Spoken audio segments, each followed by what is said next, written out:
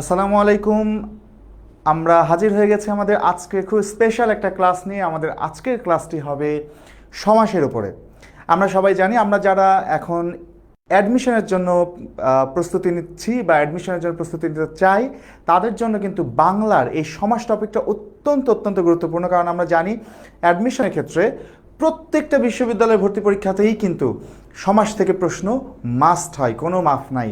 তো সেই জায়গা থেকে সমাসটা অত্যন্ত গুরুত্বপূর্ণ। আর আমরা জানি যে অ্যাডমিশনে 1 মার্কও কিন্তু খুবই গুরুত্বপূর্ণ, কারণ আধা মার্কের জন্য কয়েকশো স্টুডেন্টের পেছনে আমাদের পড়ে যেতে হয়। সে কারণে প্রত্যেকটা নম্বর গুরুত্বপূর্ণ। আজকে যে ক্লাসটি আছে, আজকে যে ক্লাসটা আমরা করব সমাসের, এই ক্লাসের মধ্য দিয়ে আমরা অন্তত বিশ্ববিদ্যালয় ভর্তি পরীক্ষায় প্রত্যেকটা পরীক্ষায় 1 নম্বর করে আমরা আজকে কনফার্ম করে ফেলার চেষ্টা করব।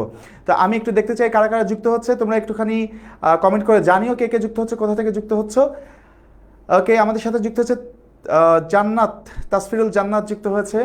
তোমাদের বন্ধুদেরকে অবশ্যই মেনশন করে দাও যাতে তারাও ক্লাসটা পেয়ে উপকৃত হয়। আর এই ক্লাসটা তোমাদের কিন্তু সব সময় প্রয়োজন হবে, কারণ সমাসের একটা বিষয় কি, এটা বারবার শেখা হয় আবার বারবার ভুলে যায়। তাই এটা নিয়মিত কিন্তু চর্চা করতে হয়, যার ফলে এই ক্লাসটা তোমাদের পরবর্তীতে যেহেতু প্রয়োজন হবে, অবশ্যই এই ক্লাসটা কিন্তু শেয়ার দিয়ে রাখবা তোমার নিজের টাইম লাইনে, এবং একই সঙ্গে তোমাদের ফ্রেন্ডসদের যে সকল গ্রুপ আছে, স্টাডি গ্রুপ আছে, সেই গ্রুপগুলোতে কিন্তু এই ক্লাসটি শেয়ার করে দেবে খুব দ্রুত। এবং এখানে আমাদের শেয়ার করে আমাদের এখানে কমেন্টে অবশ্যই জানিয়ে দেবে যে শেয়ার ডান। ওকে, আমাদের সাথে রয়েছে রহমান হোসেন। ওয়ালাইকুম আসসালাম। আলহামদুলিল্লাহ, আমি খুব ভালো আছি। তো আমাদের আজকের ক্লাসে সমাসটা আমরা শিখতে চাই। দেখো, সমাসটা আমরা কি কি কারণে আমাদের এত সমাস নিয়ে সমস্যা হয়। সমস্যার প্রধান কারণ হচ্ছে যে সমাসটা আমরা সারা জীবন ধরে খুব পড়ি, অনেক পড়ি, বারবার পড়ি। এত এত পড়ার পরেও পরীক্ষায় গিয়ে কেন সমাসটা আমরা পারি না? এর কারণ হচ্ছে সমাজটা আমরা শিখি যেভাবে, পরীক্ষায় কিন্তু সেভাবে আসে না, পরীক্ষায় আসে আরেকভাবে।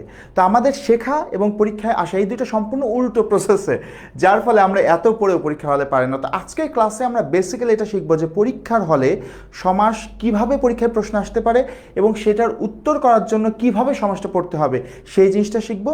এবং সেই প্রক্রিয়াতে আজকে কিন্তু আমরা পুরো সমাসটা, আমাদের 1.5 ঘন্টার ক্লাসে পুরো সমাসটা আজকে কমপ্লিট করে ফেলবো। যদিও বলা হয় সমাস শিখতে লাগে 6 মাস, কিন্তু আজকে আমাদের মাত্র 1.5 ঘন্টার ক্লাসে টোটাল সমাসটা আমরা কিন্তু কমপ্লিট করব। ওকে, আমাদের সাথে আছে সাবিহা ইসলাম নিপা। ওয়ালাইকুম আসসালাম ভাইয়া। আমরা একটু খুব দ্রুত যুক্ত হয়ে পড়ব এবং অবশ্যই ফ্রেন্ডদেরকে এই ক্লাসে মেনশন করে দিই আর আমাদের এই ক্লাসটা শেয়ার করে দিই চট জলদি, যাতে দ্রুত সবাই যুক্ত হতে পারে এবং দ্রুত আমরা ক্লাসটা শুরু করতে পারি। শেয়ার ডান বলছে রহমান হোসেন। Very good Rahman. চট জলদি শেয়ার করে দিতে হবে, চট জলদি মেনশন করে দিতে হবে এবং যুক্ত হয়ে যেতে হবে। শাইলা মনি বলছে। ওয়ালাইকুম আসসালাম শাইলা মনি। শাইলা যেমন সিফাতকে মেনশন করেছে, ভেরি গুড। অর্ঘ বর্মন আমাদের সাথে রয়েছে, থ্যাংক ইউ। সেজুতি রয়েছে আমাদের সাথে। আমরা কিন্তু আজকের ক্লাসে একদম একেবারে গোড়া থেকে সমাজ শুরু করব। এমন না যে তোমরা এইচএসসি পরীক্ষা শেষ করে ফেলেছো যার ফলে আমরা একদম প্রাইমারি জিনিসগুলো শিখবো না, একেবারে সরাসরি ভেতরে চলে যাব, তা না। আমরা কিন্তু একদম প্রাইমারি জিনিস থেকেই আজকে সমাজটা কিন্তু শেখার চেষ্টা করব। সেলিমা জাহান আছো, ওকে, থ্যাংক ইউ। একটু বন্ধুদেরকে দ্রুত মেনশন করে দাও আর ক্লাসটা অবশ্যই শেয়ার করে দাও। ক্লাসটা এখন পর্যন্ত মাত্র একজন শেয়ার করেছে, রহমান শেয়ার করেছে, বাকিরা কিন্তু দ্রুত শেয়ার করে দিতে হবে ক্লাসটা। ওকে, আমাদের আজকের ক্লাসটা হচ্ছে সমাসের উপরে। সে যদি বলছে ভাইয়া আমি সমাস পারি না, হ্যাঁ, যারা সমাস পারে না তাদের জন্যই তো আমি আছি। হ্যাঁ, সমাস পাড়িয়ে দেওয়ার দায়িত্ব ইনশাল্লাহ আমার। ফারিয়া মজুমদার আছে আমাদের সাথে, মমো আছে, তাহসিনা আমিনুর আছে। Very good. ওয়ালাইকুম আসসালাম মমো। মরিয়ম আক্তার জুথি আমাদের সাথে আছে।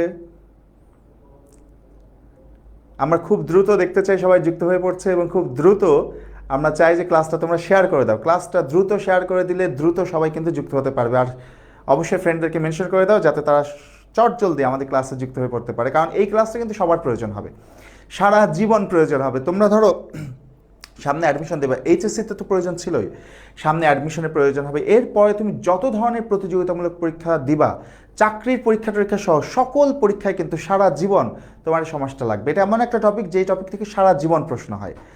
ওকে, আমাদের সাথে নিহন শেখ আছে, আরিফা খাতুন আছে, সেলিমা জাহান মেনশন করেছে ফ্রেন্ডদেরকে। Very good. সে যেতে বলছে সমাস পারি না তাই আমি ঘুমাতে পারি না টেনশনে। না, আজকের পর থেকে ইনশাল্লাহ ঘুমটা হবে খুব চমৎকার, কারণ আজকের পর থেকে সমাস না পারার কোনো কাহিনী আর থাকবে না ইনশাল্লাহ।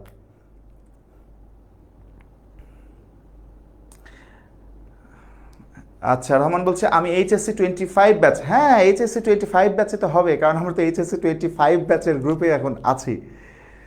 ইকরা আছে আমাদের সাথে, অর্ণ ইসলাম আছে, তাবাসসুম স্নাতা আছে, আলহামদুলিল্লাহ স্নাতা আমি ভালো আছি, জিনিয়া অহনা আছে, ফাহমিদা তনি আছে, ভেরি গুড, কনক কুমার দাস আছে, মুস্তাসিন আলী ইরা আছে, চমৎকার। ভাইয়া অ্যাপেও আপনার ওই দিনের সমাজ ক্লাস করেছি, এরা বলছে। ওকে, থ্যাংক ইউ, থ্যাংক ইউ। তাহলে আজকের ক্লাসটা করলে যেটা হবে, ওই দিন যদি কোনো কনফিউশন থেকে থাকে সেটা আজকের ক্লাসে কিন্তু তোমার সমাধান হয়ে যাবে। লাবণী খাতুন, ওয়ালাইকুম আসসালাম। ওকে, চলো আমরা একটু একটু করে ক্লাস শুরু করি, আর তোমরা অবশ্যই ফ্রেন্ডদেরকে মেনশন দিতে থাকো এবং ক্লাসটা কিন্তু শেয়ার করে দাও। ওকে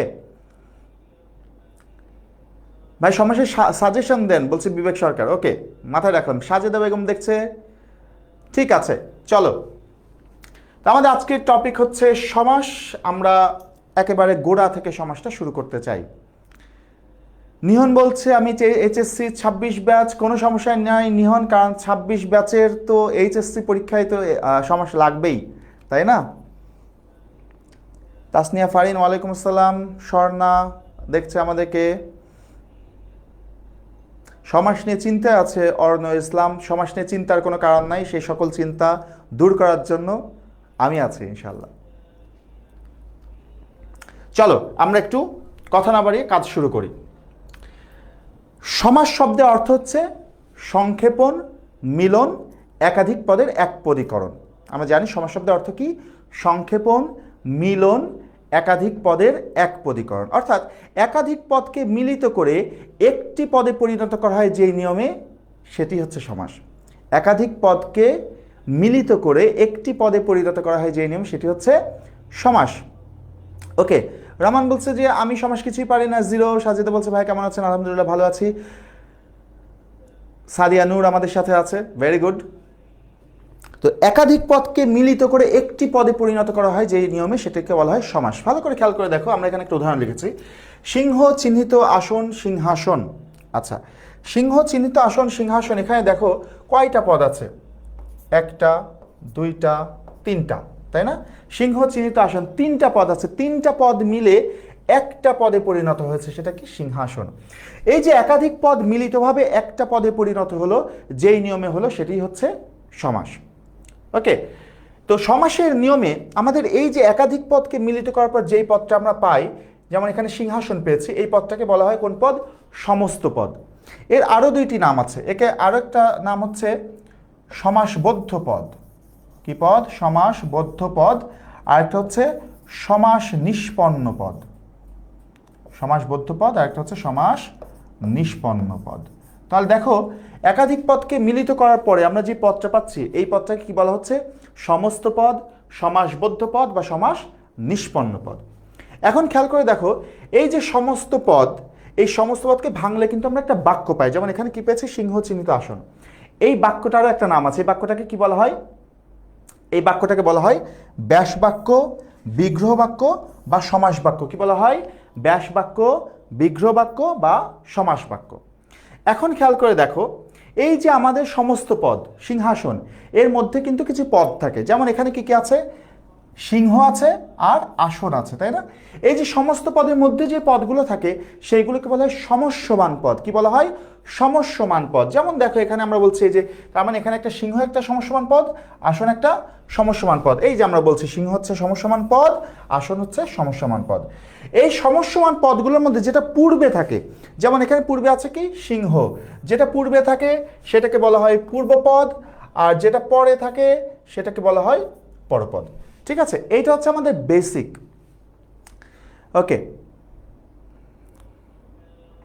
এরা বলছে এখন পর্যন্ত 3বার সমাসের ক্লাস করছে। ওকে, ভেরি গুড, করো। ক্লাস যতবার করবে তত লাভ। লেট হয়ে গেল শিমু, না লেট হওনি, কারণ আমরা কেবল ক্লাসটা শুরু করেছি। ওকে, ভেরি গুড, খেয়াল করো। তাহলে যেটা বলছিলাম যে আমাদের আরেকবার একটু দেখি, আমাদের এই যে একাধিক পদকে মিলিত করে একটি পদে পরিণত করার যে নিয়মে, সেটা হচ্ছে সমাস। একাধিক পদকে মিলিত করে একটি পদে পরিণত করার যে নিয়মে, সেটা হচ্ছে সমাস। এখন দেখো, এই যে একাধিক পদকে মিলিত করার পর আমরা যে পদটা পাচ্ছি সেটাকে কি বলা হচ্ছে? সমস্ত পদ, সমাসবদ্ধ পদ বা সমাস নিষ্পন্ন পদ। সমস্ত পদ, সমাসবদ্ধ পদ বা সমাস নিষ্পন্ন পদ। এখন খেয়াল করো, এই সমস্ত পদকে ভাঙলে আমরা যে বাক্যটা পাচ্ছি সেই বাক্যটাকে কি বলা হয়? ব্যাস বাক্য, বিগ্রহ বাক্য বা সমাস বাক্য। এই যে সমস্ত পদ, সমস্ত পদের মধ্যে যে পদগুলো থাকে সেইগুলোকে বলা হয় সমস্যমান পদ। যেমন এখানে সিংহ একটা সমস্যমান পদ, আসন একটা সমস্যমান পদ। সমস্যমান পদগুলোর মধ্যে যেটা পূর্বে থাকে সেটা হচ্ছে পূর্বপদ, যেটা পরে থাকে সেটা হচ্ছে পরপদ বা উত্তরপদ। এটা হচ্ছে আমাদের বেসিক, আমরা সবাই মোটামুটি এই জিনিসটা জানি। তো খেয়াল করে দেখো, আমরা এখন চলে যাব সমাসের শ্রেণী বিভাগে বা সমাস চিনব কিভাবে সেই জিনিসে। তার আগে বলে দিই, সমাস আমাদের কত প্রকার। আমরা জানি সমাস হচ্ছে প্রধানত 6 প্রকার। এটা হচ্ছে প্রচলিত ব্যাকরণ অনুযায়ী সমাস হচ্ছে 6 প্রকার: দ্বন্দ্ব, কর্মধারয়, তৎপুরুষ, বহুব্রীহি, দ্বিগু এবং অব্যয়ভাব।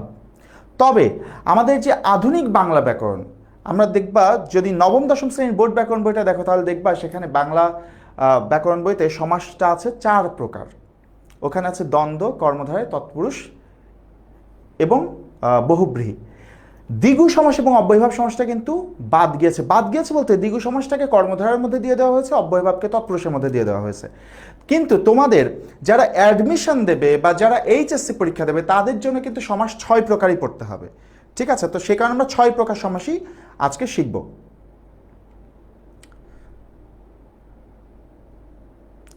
ওকে, ভালো করে খেয়াল করে দেখো। তো সমাস শিখতে হলে আমরা যেটা করতে হবে, সমাসের সবচেয়ে বড় সমস্যাটা কি দেখো, সমাসটা আমরা শিখি একভাবে কিন্তু পরীক্ষায় আসে কিন্তু আরেকভাবে। সমাসটা আমরা শিখি নর্মালি কীভাবে? এইভাবে: সিংহ, চিহ্নিত আসন, সিংহাসন, কর্মধারয় সমাস। প্রথমে ব্যাস বাক্য পড়ি, তারপরে সমস্ত পদের নাম পড়ি, তারপর সমাসের নাম পড়ি, তাই না? কিন্তু পরীক্ষায় কখনো কিন্তু আসে না সিংহ, চিহ্নিত আসন কোন সমাস। আমাদের এইচএসসি পরীক্ষায় প্রশ্ন হয় কিভাবে? বলে নিচের শব্দগুলোর ব্যাস বাক্য সহ সমাসের নাম দেখো, অর্থাৎ শব্দটা দেওয়া থাকে, সেটা দেখে আমাদের সমাস চিহ্নিত করতে হয়। আবার আমাদের অ্যাডমিশনে যখন এমসিকিউ থাকবে, এমসিকিউতে কীভাবে প্রশ্ন থাকে? নিচের কোনটি কর্মধারয় সমাস বা সিংহাসন কোন সমাস। তার মানে পরীক্ষায় তো আসলে ব্যাস বাক্য দেওয়াই থাকে না। তো আমরা পড়ছি ব্যাস বাক্য আগে, তারপর সমস্ত পদ, তারপর সমাসের নাম, কিন্তু পরীক্ষায় তো এভাবে আসছে না। পরীক্ষা সম্পূর্ণ উল্টোভাবে আসছে। পরীক্ষা আসছে নিচের কোনটি কর্মধারয় সমাস বা সিংহাসন কোন সমাস। আবার আমরা সমাস শিখি কিভাবে? যে ও এবং আর থাকলে দ্বন্দ্ব সমাস, যার যাতে থাকলে বহুব্রীহি সমাস, সমাহার সমষ্টি মিলন থাকলে দ্বিগু সমাস। এইগুলো দিয়েও আসলে পরীক্ষায় লাভ হবে না, কারণ পরীক্ষায় তো ওই ব্যাস বাক্য থাকেই না, পরীক্ষায় ওই যার বা যাতে থাকেই না। যার ফলে আমরা এইভাবে সমাসটা শিখি বলে পরীক্ষা হলে পারি না। তো আজকে আমরা যেটা করতে চাই, পরীক্ষায় যেইভাবে প্রশ্ন হয় ঠিক সেইভাবে আমরা সমাসটাকে শিখতে চাই।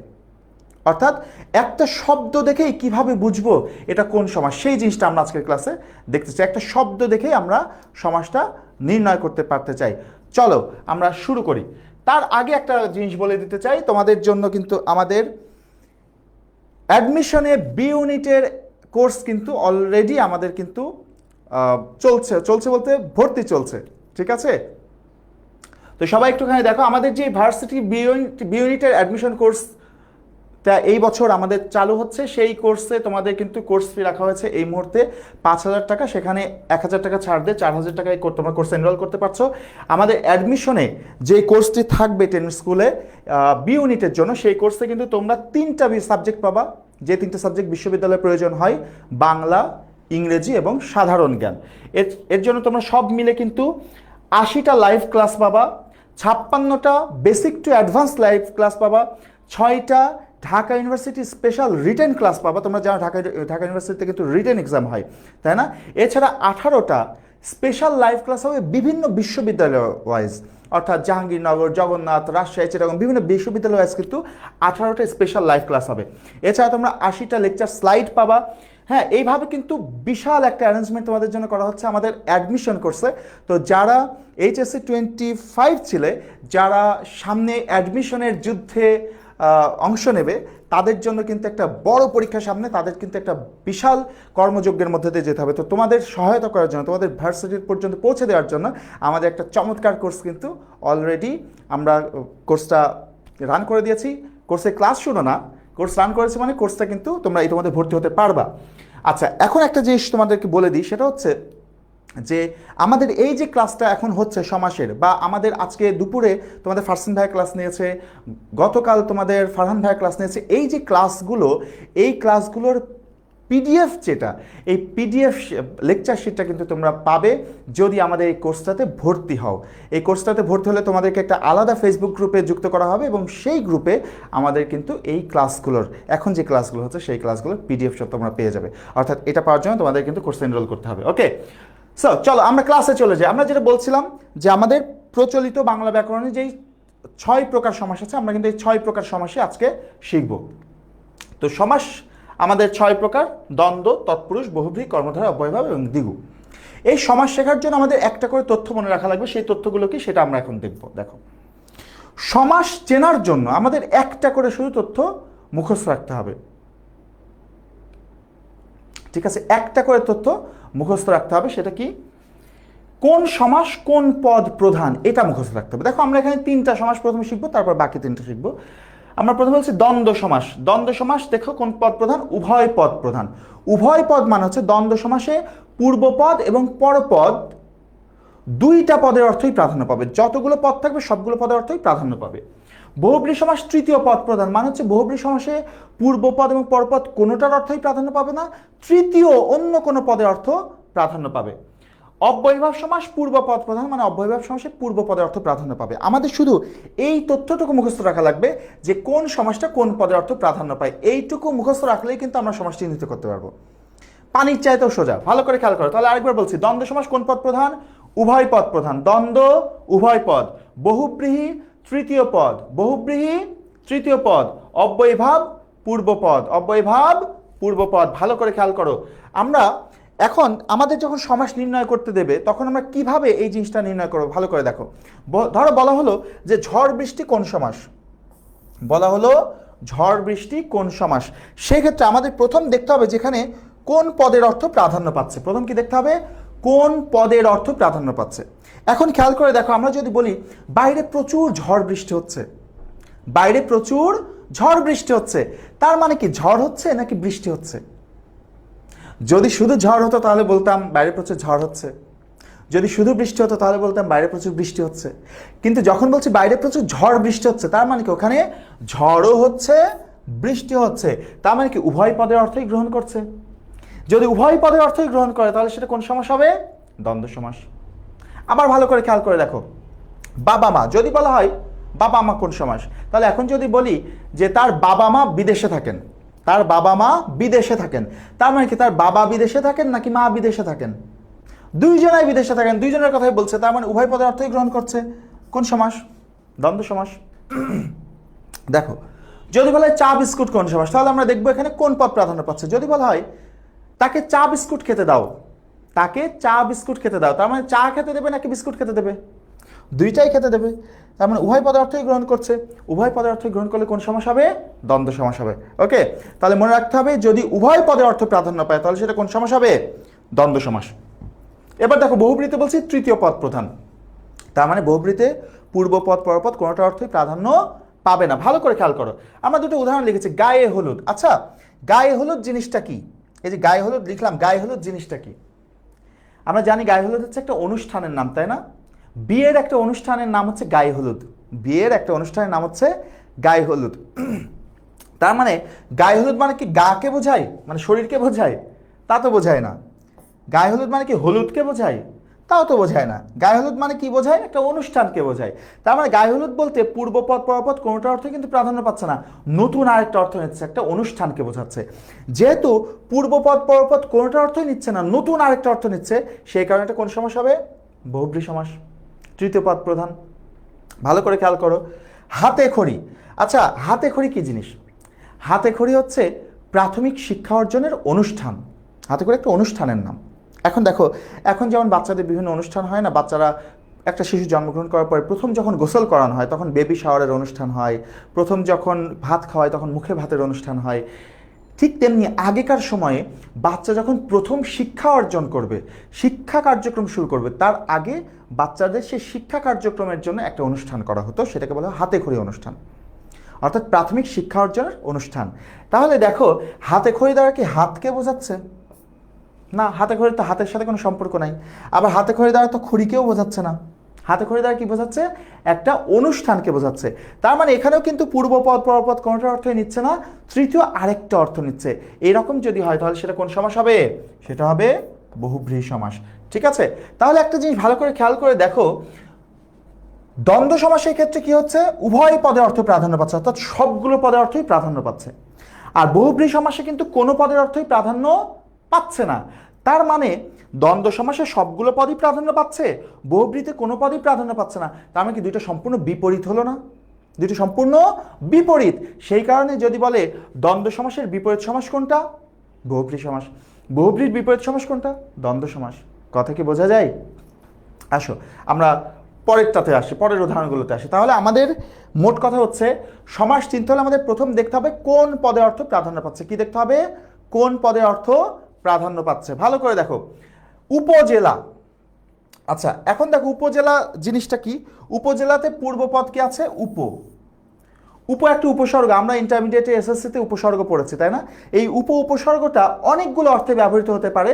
তার মধ্যে যে অর্থে ব্যবহৃত হয় তার মধ্যে একটা হচ্ছে ক্ষুদ্র অর্থে ব্যবহৃত হয়। কি অর্থে? ক্ষুদ্র অর্থে। এখানেও দেখো উপকূল, এখানেও একটা উপ আছে, এই উপটা ব্যবহৃত হয় নিকট অর্থে। ওকে, এখন আমি মানে কোন অর্থে ব্যবহৃত হয় সেটা নিয়ে নিলাম, কারণ আমরা এখন দেখব যে কোন অর্থটা প্রাধান্য পাচ্ছে। খেয়াল করে দেখো, উপজেলা। আচ্ছা, জেলা কি জিনিস আমরা তো সবাই জানি। উপজেলা কি? উপজেলা জিনিসটা কি? দেখো, একটা জেলার মধ্যে অনেকগুলো উপজেলা থাকে, তাই না? মনে করো এই যে একটা জেলা, আমি আমার জেলার নামই লিখি, মনে করো এটা কুষ্টিয়া। আমার জেলা কিন্তু কুষ্টিয়া। তোমাদের কার কোন জেলা?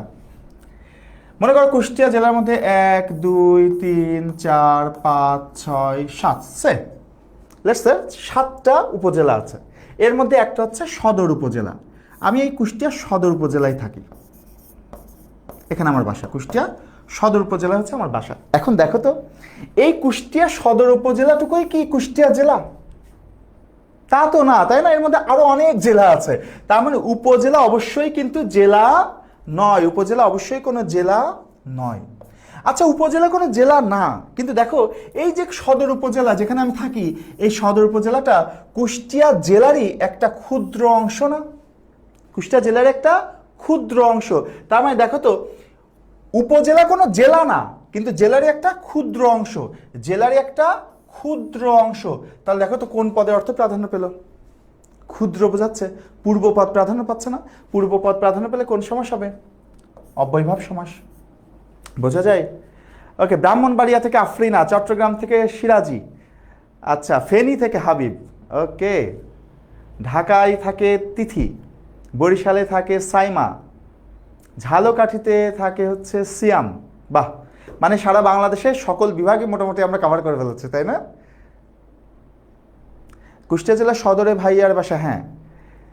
জিনিয়া ফেনীতে থাকে, আকাশ ঢাকায় থাকে, মনি থাকে, শাইলামণি থাকে টাঙ্গাইলে, সেলিমা থাকে হচ্ছে, কোথায় চলে গেল সেলিমা, ধরতে পারলাম না। শান্তা থাকে রাজশাহীতে।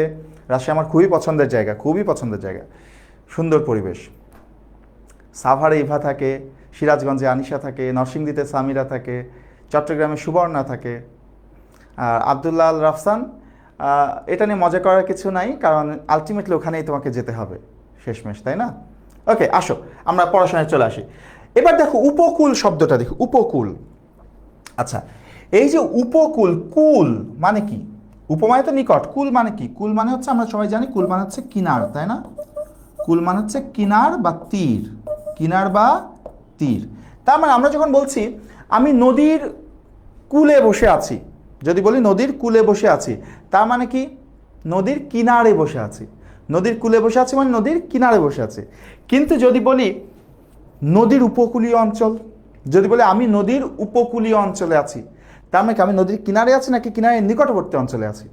যেমন যদি বলা হয় বুড়িগঙ্গার উপকূলীয় অঞ্চল, তার মানে কি বুড়িগঙ্গা নদীর কিনারের নিকটবর্তী যে অঞ্চল সেটাকে বোঝাচ্ছে। তো এইরকম ভাবে দেখো, উপকূল মানে তো তাহলে কিনার না, উপকূল মানে কি? কিনারের নিকটবর্তী এলাকা, কিনারের নিকটবর্তী এলাকা, নিকট। তার মানে কোন পদ বোঝাচ্ছে? পূর্ব পদ বোঝাচ্ছে। নিকট বোঝাচ্ছে। তো পূর্ব পদে অর্থ প্রাধান্য পেলে কোন সমাস হবে? অব্যয়ভাব সমাস হবে। এইভাবে যদি সবগুলো পদে অর্থ প্রাধান্য পায় তাহলে দ্বন্দ্ব সমাস, যদি কোনো পদই প্রাধান্য না পায় তাহলে বহুব্রী সমাস, আর যদি পূর্ব পদ প্রাধান্য পায় তাহলে অব্যয়ভাব সমাস হবে। এইটুকু আমাকে একটু কমেন্ট করে জানাও যে এই তিনটা সমাস কিভাবে চিহ্নিত হবে সেটা বুঝতে পারলে কিনা।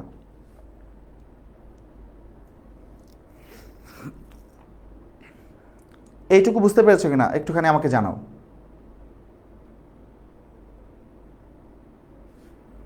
খুকি বলছে সিলেট বেস্ট। আমার কিন্তু সিলেটে যাওয়ার খুব ইচ্ছা, সিলেট শ্রীমঙ্গল এই দিকে ইনশাল্লাহ যাওয়া হবে দ্রুতই। ওকে, সেজিত বলছে বুঝতে পেরেছি, প্রীতি বলছে বুঝতে পেরেছি। ওকে, ক্লিয়ার, সবাই বলছে clear, very good very good. আসো আমরা তাহলে একটু ক্রিস্টাল ক্লিয়ার, সেলিমা বলছে ক্রিস্টাল ক্লিয়ার, ভেরি গুড। চলো আমরা পরের সমাসগুলোতে যাই।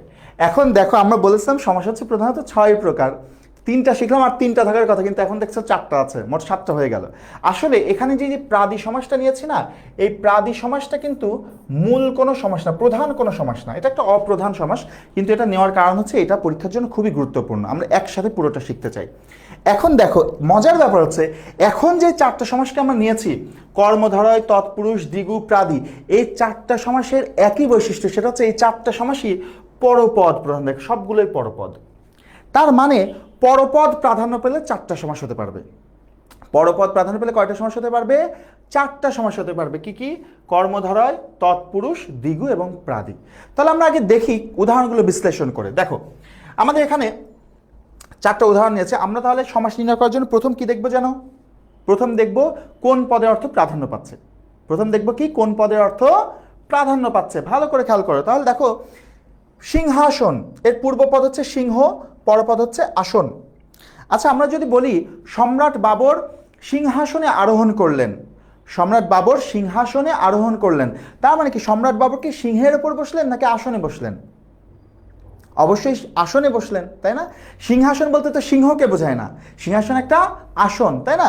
সিংহাসন একটা আসন। তো দেখো আসন কোন পদে আছে আমরা দেখতে পাচ্ছি? পরপদে আছে, ঠিক না?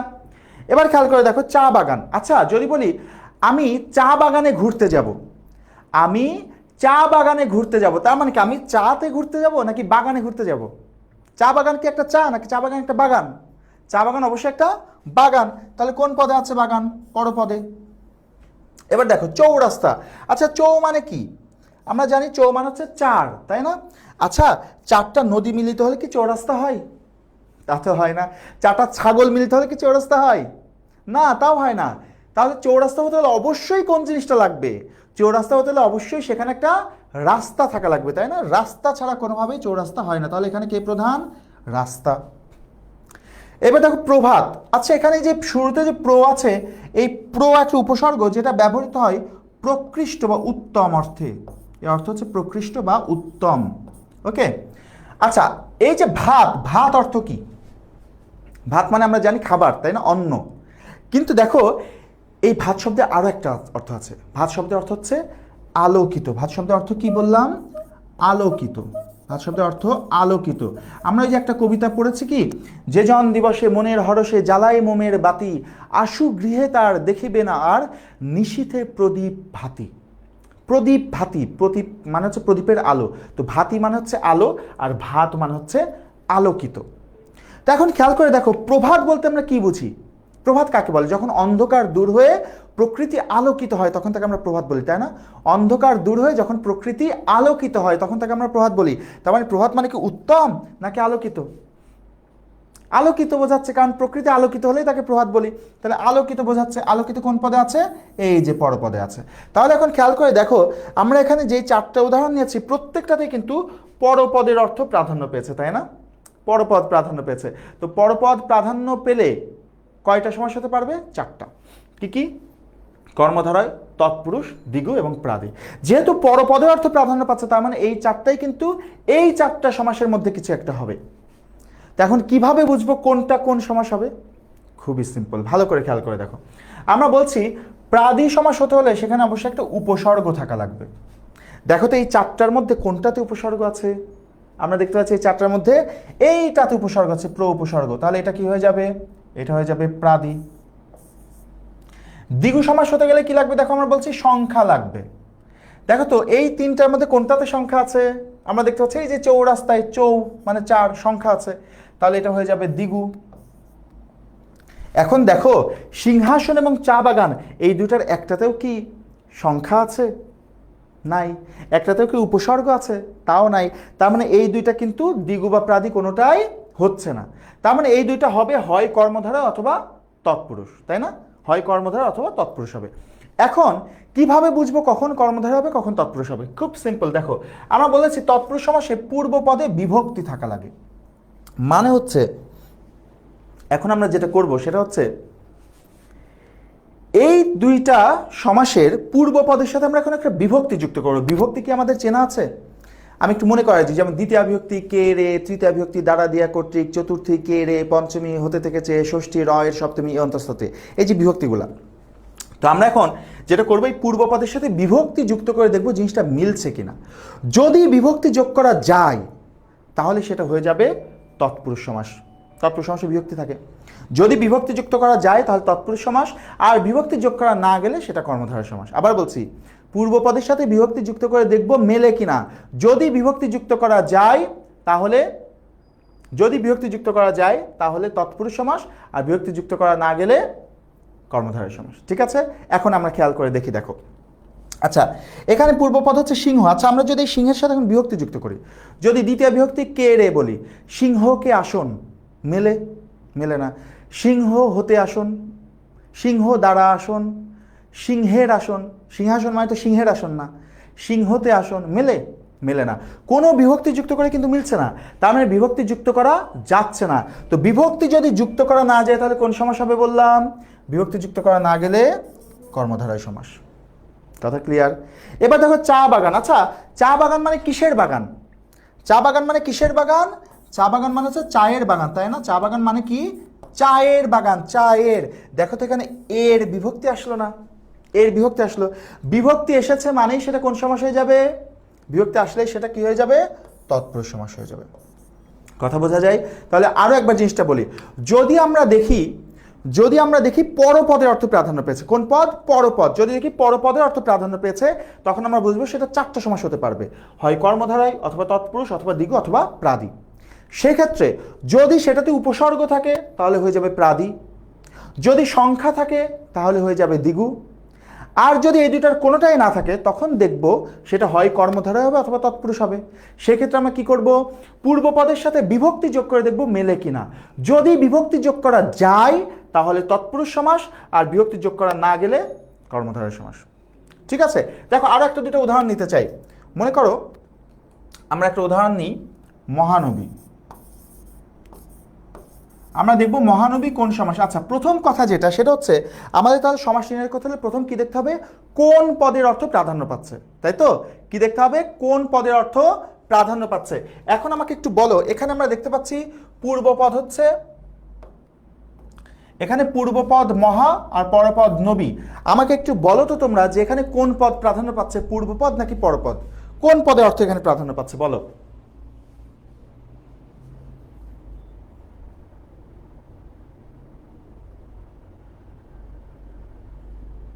আমাকে একটু বলো এখানে কোন পদে অর্থ প্রাধান্য পাচ্ছে? ওকে,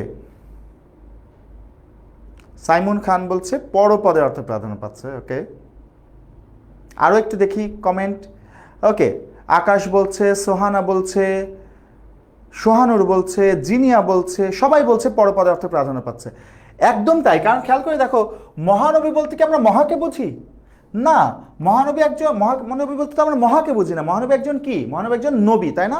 মহানবী একজন নবী, তার মানে কোন পদে আছে? নবী। নবী পরপদে আছে, তার মানে পরপদে অর্থ প্রাধান্য পাচ্ছে। এখন খেয়াল করে দেখো আমরা বলছি পরপদে অর্থ প্রাধান্য পেলে সেটা 4টা সমাস হতে পারে। কি কি? কর্মধারয়, তৎপুরুষ, দ্বিগু এবং প্রাদি। সেক্ষেত্রে প্রাদি হতে হলে কি লাগবে? উপসর্গ। এখানে কোনো উপসর্গ আছে? নাই। দ্বিগু হতে হলে লাগবে সংখ্যা। এখানে কোনো সংখ্যা আছে? তাও নাই। তার মানে এটা হয় কর্মধারয় অথবা তৎপুরুষ হবে। সেই ক্ষেত্রে আমরা কি দেখব? আমরা দেখব বিভক্তি যোগ করা যাচ্ছে কিনা। বিভক্তি যোগ করা গেলে তৎপুরুষ, না গেলে কর্মধারায়। এখন খেয়াল করে দেখো তো, এই যে পূর্বপদ মহা, এর সাথে যদি আমরা বিভক্তি যুক্ত করি, যদি বলি মহাকে নবী, মহা দ্বারা নবী, মহা হতে নবী, মহাতে নবী, মহার নবী, মেলে? কোনো বিভক্তি যুক্ত করলে মিলছে? মিলছে না। যেহেতু মিলছে না, তাহলে কোন সমাস হবে? কর্মধারায় সমাস হবে। কথা বোঝা গেল? আরেকটা উদাহরণ দেখি। মনে করো বললাম, এখানে লিখি, আমরা কোথায় লিখব, এখানে লিখি। মনে করো একটা উদাহরণ নিলাম, পুষ্প সৌরভ। কি বললাম? পুষ্প সৌরভ। আচ্ছা, পুষ্প সৌরভ মানে কি? পুষ্প সৌরভ মানে হচ্ছে ফুলের সুবাস, তাই না? পুষ্প সৌরভ মানে হচ্ছে পুষ্পের সৌরভ, তাই তো? পুষ্প সৌরভ মানে কি? পুষ্প সৌরভ মানে হচ্ছে পুষ্পের সৌরভ। পুষ্পের সৌরভ, দেখো পুষ্পের একটা এর বিভক্তি আসছে না? পুষ্পের এর বিভক্তি আসছে। তো বিভক্তি যদি আসে, মনে রাখবে কোনো শব্দকে ভেঙে যদি বিভক্তি আসে, তাহলে বিনা বাক্য ব্যয়ে ওটা তৎপুরুষ সমাস। যেহেতু বিভক্তি আসছে, তার মানে অবশ্যই এটা কোন সমাস হবে? তৎপুরুষ সমাস। এরকম আরো উদাহরণ আমরা একটু দেখতে চাই, ভালো করে খেয়াল করে দেখো। যদি বলি আমরা ছাগ দুগ্ধ। আচ্ছা, ছাগ দুগ্ধ মানে কি? ছাগ দুগ্ধ মানে কি? আমরা জানি ছাগ দুগ্ধ মানে সিম্পল, ছাগ দুগ্ধ মানে হচ্ছে ছাগলের দুধ, তাই না? ছাগ দুগ্ধ মানে হচ্ছে ছাগলের দুধ, ছাগলের দুধ। খেয়াল করে দেখো তো, ছাগলের একটা এর বিভক্তি আসছে। তো বিভক্তি আসলেই কোন সমাস হয়ে যাবে? বিভক্তি আসলেই তৎপুরুষ সমাস হয়ে যাবে। ওকে, এর ব্যাস বাক্য হবে ছাগির দুগ্ধ। আরেকটা উদাহরণ লিখি, মনে করো বললাম হংস ডিম্ব। হংস ডিম্ব। আচ্ছা, হংস ডিম্ব মানে কি? আমরা জানি হংস মানে হচ্ছে হাঁস, হংস মানে হাঁস, ডিম্ব মানে ডিম। তাহলে হংস ডিম্ব মানে কি? হাঁসের ডিম। হাঁসের ডিম, হাঁসের, হাঁসের। দেখো তো এখানে এর বিভক্তি আসছে না? যেহেতু বিভক্তি আসছে, বিভক্তি আসলেই কোন সমাস হয়ে যাবে? বিভক্তি আসলেই সেটা তৎপুরুষ সমাস হয়ে যাবে। এর ব্যাস বাক্য হবে হংসের ডিম্ব। কথা কি বোঝা গেল? তাহলে মনে রাখতে হবে, আমি জিনিসটা আরো একবার বলি, যে যদি আমরা দেখি পরপদের অর্থ প্রাধান্য পেয়েছে, তাহলে সেটা চারটা সমাস হতে পারবে। সেটা কি কি? কর্মধারয়, তৎপুরুষ, দ্বিগু এবং প্রাদি। সেক্ষেত্রে আমরা দেখব, যদি উপসর্গ থাকে তাহলে প্রাদি, সংখ্যা থাকলে দ্বিগু, যদি উপসর্গ বা সংখ্যা কোনোটাই না থাকে তাহলে বুঝবো কর্মধারা অথবা তৎপুরুষ হবে। সেই ক্ষেত্রে যদি বিভক্তি যোগ করা যায় তাহলে তৎপুরুষ, আর বিভক্তি যোগ করা না গেলে কর্মধারয় সমাস। একটুখানি আমাকে কমেন্ট করে জানাও তো, যে এতক্ষণ আমরা যেটুকু বুঝলাম, শিখলাম, এটুকু আমাদের ক্লিয়ার হয়েছে কিনা? এতক্ষণ আমরা সমাস নির্ণয় করা, চিহ্নিত করার যে অংশ, যেই ব্যাপারটা শিখলাম, এটা আমরা বুঝতে পেরেছি কিনা ক্লিয়ারলি?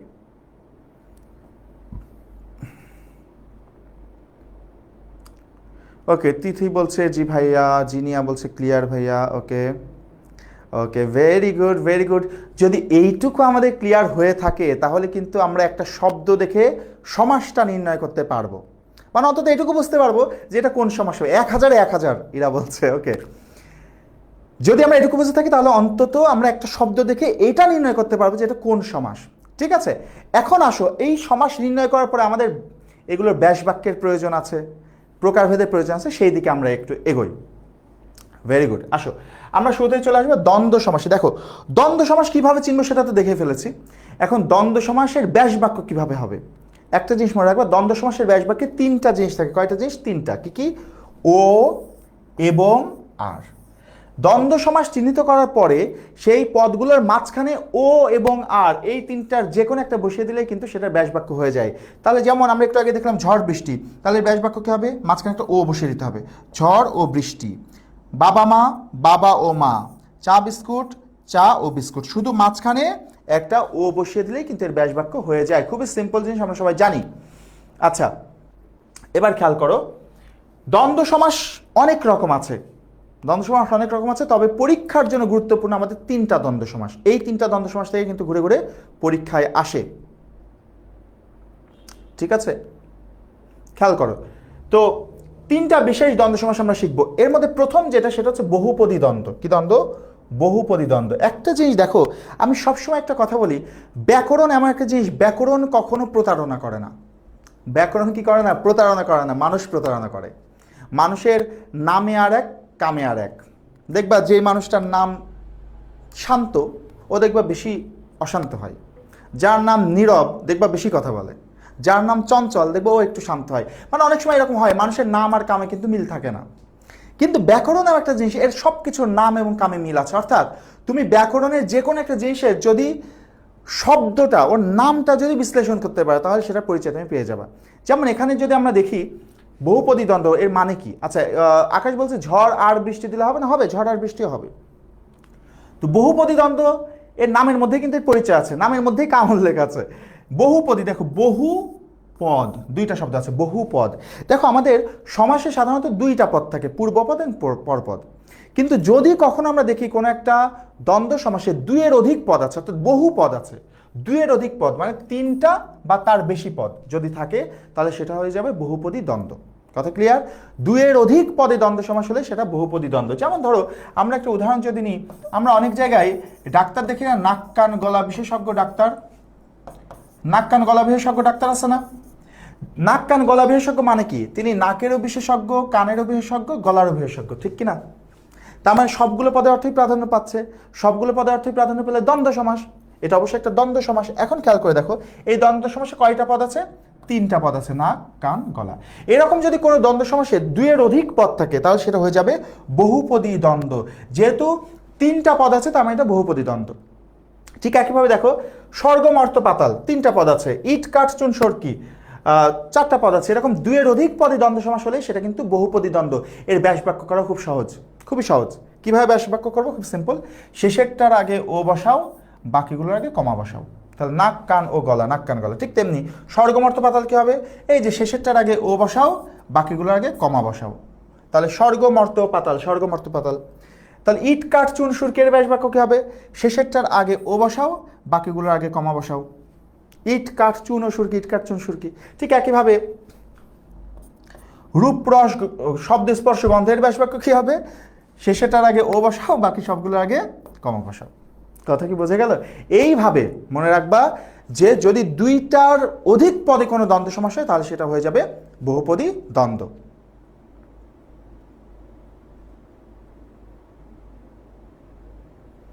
তাসনিয়া নুসরাত বলছে নাক কান গলা বিশেষজ্ঞ ডাক্তার জীবনে কতবার দেখাইছি তা নিজেরও মনে নাই। ওকে, হ্যাঁ আমাদের খুব প্রয়োজন হয় নাক কান গলা ডাক্তার, নিয়মিত প্রয়োজন হয়। ওকে, আসো আমরা পরেরটাতে যাই। 2 নম্বর আমরা যেটা শিখবো সেটা হচ্ছে অলুক দ্বন্দ্ব। অলুক, অলুক জিনিসটা কি সেটা একটু দেখো, ভালো করে খেয়াল করো। অলুক, অলুক মানে হচ্ছে বিভক্তি লোপ না পাওয়া। অলুক মানে বিভক্তি লোপ না পাওয়া। বিভক্তি লোপ পাবে না তার মানে কি? বিভক্তি থাকবে, বিভক্তি থাকবেই। যে আমরা বলছি যে বিভক্তি যুক্ত থাকলে, যদি কখনো দেখি কোনো দ্বন্দ্ব সমাসে বিভক্তি যুক্ত আছে, কোনো দ্বন্দ্ব সমাসে যদি বিভক্তি যুক্ত থাকে তাহলে সেটা হয়ে যাবে অলুক দ্বন্দ্ব। বিভক্তি যুক্ত থাকলে কি হয়ে যাবে? অলুক দ্বন্দ্ব। ভালো করে খেয়াল করে দেখো, জলে স্থলে, দেখো তো জলে স্থলে দুইটাতেই কিন্তু বিভক্তি আছে। এই যে জলে এ বিভক্তি, স্থলে এ বিভক্তি। কোলে পিঠে, দেখো কোলে এ বিভক্তি, পিঠে এ বিভক্তি। ঘরে বাইরে, দেখো ঘরে এ বিভক্তি, বাইরে এ বিভক্তি। এই রকম ভাবে যদি আমরা দেখি কোনো দ্বন্দ্ব সমাসের সাথে বিভক্তি যুক্ত আছে, বিভক্তি যুক্ত থাকলেই সেটা কি হয়ে যাবে? অলুক দ্বন্দ্ব সমাস। ঠিক আছে, এরপরে আসি একশেষ দ্বন্দ্ব। দেখো নামের মধ্যেই পরিচয় আছে, বললাম না একশেষ দ্বন্দ্ব, নামের মধ্যে কিভাবে পরিচয় আছে দেখো। একশেষ মানে এক পদেই শেষ হয়ে যাবে, যে দ্বন্দ্ব সমাস এক পদেই শেষ হয়ে যাবে। আমরা জানি সমাসে সাধারণত দুইটা পদ থাকে, পূর্বপদ এবং পরপদ। কিন্তু যদি কখনো দেখি কোনো দ্বন্দ্ব সমাসে একটাই পদ আছে, ওটাকে ভেঙে আর বিশেষ কোনো পদ পাওয়া যাচ্ছে না, একটাই পদ। যেমন দেখো তোমরা, এটার মধ্যে কি একাধিক পদ আছে? তোম একটা পদ, রা একটা পদ, এরকম কি হয়? হয় না। আমরা, এর মধ্যে কি একাধিক পদ আছে? আম একটা পদ, রা একটা পদ, কি হয়? হয় না। তার মানে তোমরা কিন্তু একটাই পদ, আমরা একটাই পদ। যদি এরকম একটাই পদ থাকে এবং সেই পদটা বহু বচন হয়, কি হয়? বহু বচন মানে অনেক মানুষকে বোঝাবে। যেমন তোমরা বলতে কিন্তু একজনকে বোঝাচ্ছে না, একাধিক বোঝাচ্ছে। আমরা বলতেও একাধিক জন বোঝাচ্ছে, তাই না? বহু বচন। এরকম যদি একটাই পদ হয় এবং সেটা বহু বচন হয় তাহলে সেটা একশেষ দ্বন্দ্ব সমাস হবে। খেয়াল করে দেখো, তাহলে তোমরা এবং আমরা এই দুইটাই একশেষ দ্বন্দ্ব, কারণ একটাই পদ এবং সেটা বহু বচন বোঝাচ্ছে। এর ব্যাস বাক্য কিভাবে হবে? আমরা এর ব্যাস বাক্য হবে হচ্ছে সে, তুমি ও আমি। তোমরা এর ব্যাস বাক্য হবে সে ও তুমি। ঠিক আছে, তাহলে 3টা দ্বন্দ্ব সমাসের কথা বলেছে। আমি আরেকবার একটু মনে করিয়ে দিই। প্রথমটা ছিল বহুপদী দ্বন্দ্ব, অর্থাৎ যেই দ্বন্দ্ব সমাসে 2টার বেশি পদ থাকবে সেটা হবে বহুপদী দ্বন্দ্ব। অলুক দ্বন্দ্ব মানে যেই দ্বন্দ্ব সমাসের সাথে বিভক্তি যুক্ত থাকবে সেটা অলুক দ্বন্দ্ব। আর যেই দ্বন্দ্ব সমাসে একটাই পদ থাকবে এবং সেই পদটা বহু বচন হবে সেটা হবে একশেষ দ্বন্দ্ব। একটুখানি আমাকে কমেন্ট করে জানাও যে আমরা দ্বন্দ্ব সমাসের প্রকারভেদটা ক্লিয়ার হলাম কিনা।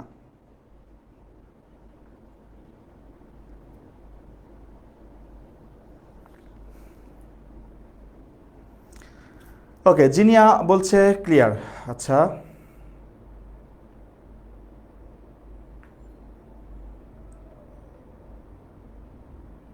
সবাই বলছে ক্লিয়ার আছে, ভেরি গুড, থ্যাংক ইউ। চলো আমরা তাহলে এবার চলে যাই আমাদের পরের অংশে, অর্থাৎ আমরা চলে যাব কর্মধারয় সমাসে। দেখো কর্মধারয় সমাস কিভাবে নির্ণয় করা হবে সেটা তো আমরা ইতোমধ্যেই শিখে ফেলেছি, তাই না? কর্মধারয় সমাসটা শিখে ফেলেছি, নির্ণয় করাটা। এখন আমরা চলে যাবো কর্মধারয় সমাসের প্রকারভেদে।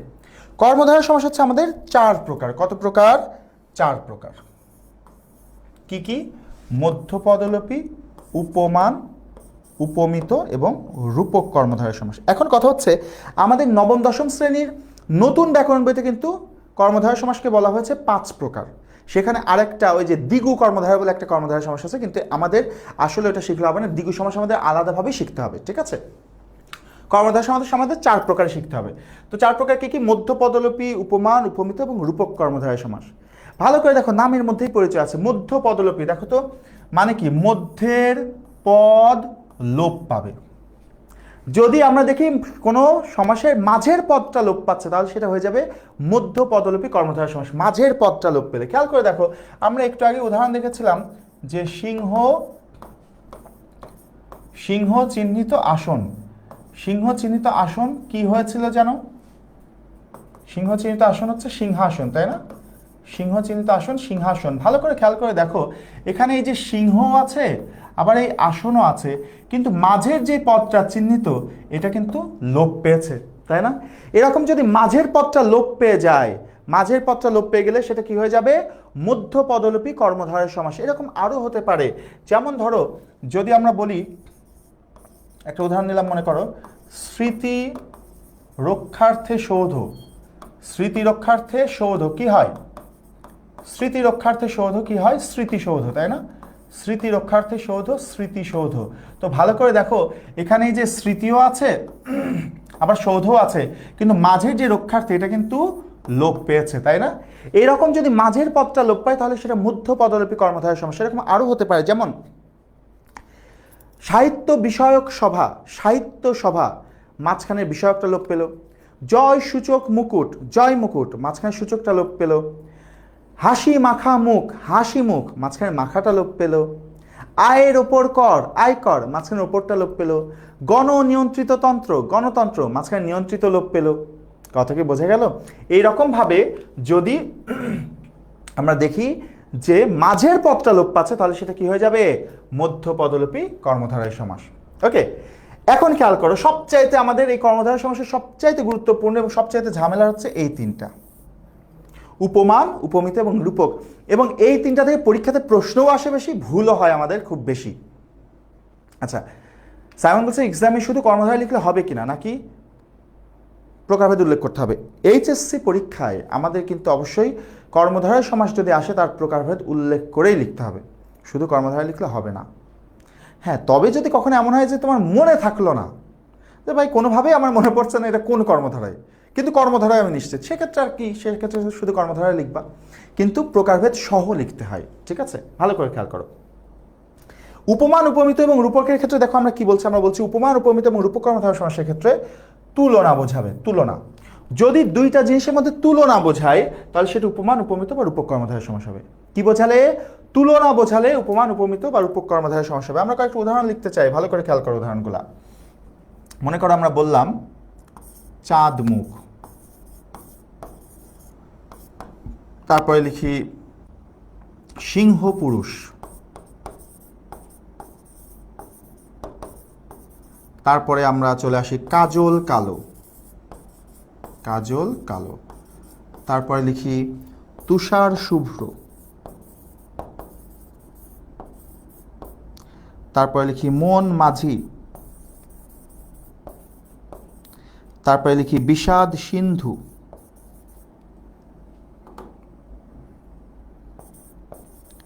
বিষাদ মানে কি? দুঃখ, সিন্ধু মানে সাগর, বিষাদ সিন্ধু। আর একটা উদাহরণ লিখি ভ্রমর কৃষ্ণ। ওকে, ভালো করে এই জিনিসটা শিখে নিতে হবে এখন, হ্যাঁ, কারণ এই জিনিসটা কিন্তু সারা জীবনে আমাদের খুব সমস্যা করে। তো প্রথম কথা দেখো, আমরা বলছি যদি 2টা জিনিসের মধ্যে তুলনা বোঝায়, 2টা জিনিসের মধ্যে তুলনা যদি বোঝায় তখন উপমান, উপমিত বা রূপক কর্মধারয় সমাস হতে পারে। তো এখন দেখো চাঁদ মুখ মানে কি, মুখকে চাঁদের সাথে তুলনা করা হচ্ছে। সিংহ পুরুষ, পুরুষকে সিংহের সাথে তুলনা করা হচ্ছে। কাজল কালো মানে কি, কাজলের মতো কালো, তাহলে কাজলের সাথে তুলনা করা হচ্ছে। তুষার শুভ্র মানে কি, তুষারের মতো শুভ্র, তাহলে তুষারের সাথে তুলনা করছে। মন মাঝি মানে কি, মনকে মাঝির সাথে তুলনা করছে। এখানে বিষাদ সিন্ধুতে বিষাদ বা দুঃখকে সিন্ধু বা সাগরের সাথে তুলনা করছে। আর ভ্রমর কৃষ্ণ মানে কি, ভ্রমরের মতো কালো, তাহলে ভ্রমরের সাথে তুলনা করছে। এইরকমভাবে যদি তুলনা বোঝায় তাহলে সেটা তিনটা সমাস হতে পারবে। তুলনা বোঝালে কয়টা সমাস? তিনটা। কি কি? উপমান, উপমিত এবং রূপক কর্মধারয় সমাস। যেহেতু তুলনা বোঝাচ্ছে তার মানে এই সবগুলোই হয় উপমান অথবা উপমিত অথবা রূপক কর্মধারয় সমাস হবে। এখন কিভাবে বুঝবো কোনটা কোন সমাস হবে? খুবই সিম্পল, ভালো করে দেখো। আমরা বলছি রূপক কর্মধারয় সমাসের ক্ষেত্রে দেখো কি বলছি, একটা দৃশ্যমান আর একটা অদৃশ্য বস্তুর তুলনা হবে। যদি দেখি একটা দৃশ্যমান আর একটা অদৃশ্য বস্তুর তুলনা হচ্ছে তাহলে বুঝবো সেটা রূপক কর্মধারয় সমাস। একটা দৃশ্যমান আর একটা অদৃশ্য বস্তুর তুলনা হলে কি হবে? রূপক কর্মধারয় সমাস। দেখো এইগুলোর মধ্যে কোনটাতে একটা দৃশ্যমান আর একটা অদৃশ্য আছে? অলরেডি উত্তর চলে আসছে। দেখো, মাঝি দেখা যায় কিন্তু মন দেখা যায় না, সিন্ধু বা সাগর দেখা যায় কিন্তু বিষাদ বা দুঃখ দেখা যায় না। এরকম যদি একটা দৃশ্যমান আর একটা অদৃশ্য বস্তুর তুলনা বোঝায় তাহলে সেটা কি হয়ে যাবে? রূপক কর্মধারয় সমাস। এরকম আরও হতে পারে। যেমন ধরো যদি বলি ক্রোধানল, ক্রোধ আর অনল, অনল বা আগুন তো দেখা যায় কিন্তু ক্রোধ দেখা যায় না। ঠিক একেবারে যদি বলি যৌবন সূর্য, সূর্য দেখা যায় কিন্তু যৌবন দেখা যায় না। জীবন প্রদীপ, প্রদীপ দেখা যায় কিন্তু জীবন দেখা যায় না। পরাণ পাখি, পাখি দেখা যায় কিন্তু পরাণ দেখা যায় না। এরকম যদি একটা দৃশ্যমান আর একটা অদৃশ্য জিনিসের তুলনা বোঝায় তাহলে সেটা কি হয়ে যাবে? তাহলে সেটা হয়ে যাবে রূপক কর্মধারয় সমাস। কথা ক্লিয়ার? একটা দৃশ্যমান আর একটা অদৃশ্য জিনিসের তুলনা বোঝালে রূপক কর্মধারয় সমাস হবে। তাহলে এখন দেখো এই দুইটা তো রূপক কর্মধারয় সমাস, তার মানে বাকি যেগুলো আছে সেগুলো হয় উপমান অথবা উপমিত কর্মধারয় সমাস হবে। ক্লিয়ার? এখন দেখো উপমান আর উপমিত আমরা কিভাবে বুঝবো? খুব সিম্পল। দেখো আমরা বলছি উপমানের ক্ষেত্রে বলছি বিশেষণ থাকবে, আর উপমিততে বলছি বিশেষণ থাকবে না। বিশেষণ, এই বিশেষণ মানে কি? বিশেষণ মানে হচ্ছে বৈশিষ্ট্য। বিশেষণ মানে কি? বৈশিষ্ট্য। মানে এই যে উঁচু, লম্বা, কালো, ফর্সা, খাটো, বেটে, পাতলা, চিকন, মোটা, এগুলো সবই বৈশিষ্ট্য না? বৈশিষ্ট্য বোঝালে সেটা বিশেষণ পদ হয়। তো মনে রাখতে হবে যদি কোনো বৈশিষ্ট্য উল্লেখ থাকে বা বিশেষণ থাকে তাহলে উপমান, আর বিশেষণ না থাকলে উপমিত। বিশেষণ থাকলে উপমান, না থাকলে উপমিত। ভালো করে একটু খেয়াল করে দেখো, চাঁদ, আচ্ছা চাঁদ কি একটা উপগ্রহের নাম বোঝাচ্ছে না? একটা উপগ্রহের নাম, নাম বোঝালে কোন পদ হয়? আমরা জানি নাম বোঝালে বিশেষ্য পদ হয়, তাহলে চাঁদ একটা বিশেষ্য পদ। মুখ একটা অঙ্গের নাম, নাম বোঝালে কোন পদ? বিশেষ্য পদ। তাহলে খেয়াল করে দেখো এখানে কি কোনো বিশেষণ আছে? বিশেষণ নাই। যেহেতু বিশেষণ নাই, বিশেষণ না থাকলে কি হবে? এই যে আমরা বলছি বিশেষণ না থাকলে উপমিত কর্মধারয় সমাস হবে, উপমিত। আবার দেখো সিংহ পুরুষ, সিংহ কোন পদ? আমরা জানি সিংহ একটা প্রাণীর নাম, নাম বোঝালে বিশেষ্য। পুরুষ কোন পদ? এটাও তো নাম, তাহলে এটাও বিশেষ্য। কোনো বিশেষণ কি আছে? বিশেষণ নাই। তো বিশেষণ না থাকলে কি হবে? বিশেষণ না থাকলে উপমান, উপমিত। তাহলে এই দুটাই কিন্তু উপমিত কর্মধারয় সমাস। ভালো করে খেয়াল করো, কাজল কালো, আচ্ছা কাজল কোন পদ? আমরা জানি কাজল একটা বস্তুর নাম, নাম বোঝালে বিশেষ্য পদ। এখন দেখো তো কাজলের বৈশিষ্ট্য কি? কাজলের বৈশিষ্ট্য হচ্ছে তার রং কালো, তাই না? কাজলের বৈশিষ্ট্য হচ্ছে তার রংটা কি? কালো। তাহলে এই যে কালো কি বৈশিষ্ট্য বোঝাচ্ছে না? কাজলের রং বৈশিষ্ট্য। তো বৈশিষ্ট্য মানে সেটা বিশেষণ পদ। তো বিশেষণ থাকলে কি হবে? আমরা বললাম বিশেষণ থাকলে সেটা কি হবে? উপমান কর্মধারয় সমাস হবে। তাহলে এটা কি হবে? উপমান। বিশেষণ থাকলে উপমান। ভালো করে দেখো তুষার শুভ্র, খেয়াল করো তুষার মানে বরফ, এটা একটা বিশেষ্য পদ, নাম বোঝাচ্ছে। তো বরফ বা তুষারের বৈশিষ্ট্য কি? এর রং হচ্ছে শুভ্র বা সাদা, তাই না? তাহলে তুষারের বৈশিষ্ট্য হচ্ছে শুভ্র, বৈশিষ্ট্য মানে বিশেষণ। তো যেহেতু বিশেষণ আছে, বিশেষণ থাকলে কি হবে? উপমান। কথা কি ক্লিয়ার হলো? তাহলে এইভাবে দেখব, যদি দেখি কোনো বৈশিষ্ট্য উল্লেখ আছে, অর্থাৎ যদি বিশেষণ থাকে তাহলে উপমান হবে, আর বিশেষণ না থাকলে উপমিত হবে। এখন আমাকে একটুখানি বলো, এই যে আমরা একটা উদাহরণ রেখে দিয়েছি ভ্রমর কৃষ্ণ। ভ্রমর একটা প্রাণীর নাম আর কৃষ্ণ মানে কালো। আমাকে একটু বলো এই ভ্রমর কৃষ্ণ এটা উপমান হবে নাকি উপমিত হবে? ভ্রমর কৃষ্ণ এটা উপমান হবে নাকি উপমিত হবে? এটা আমাকে একটু কমেন্ট করে জানাও তো। ভ্রমর কৃষ্ণ এটা উপমান হবে নাকি উপমিত হবে? বলো।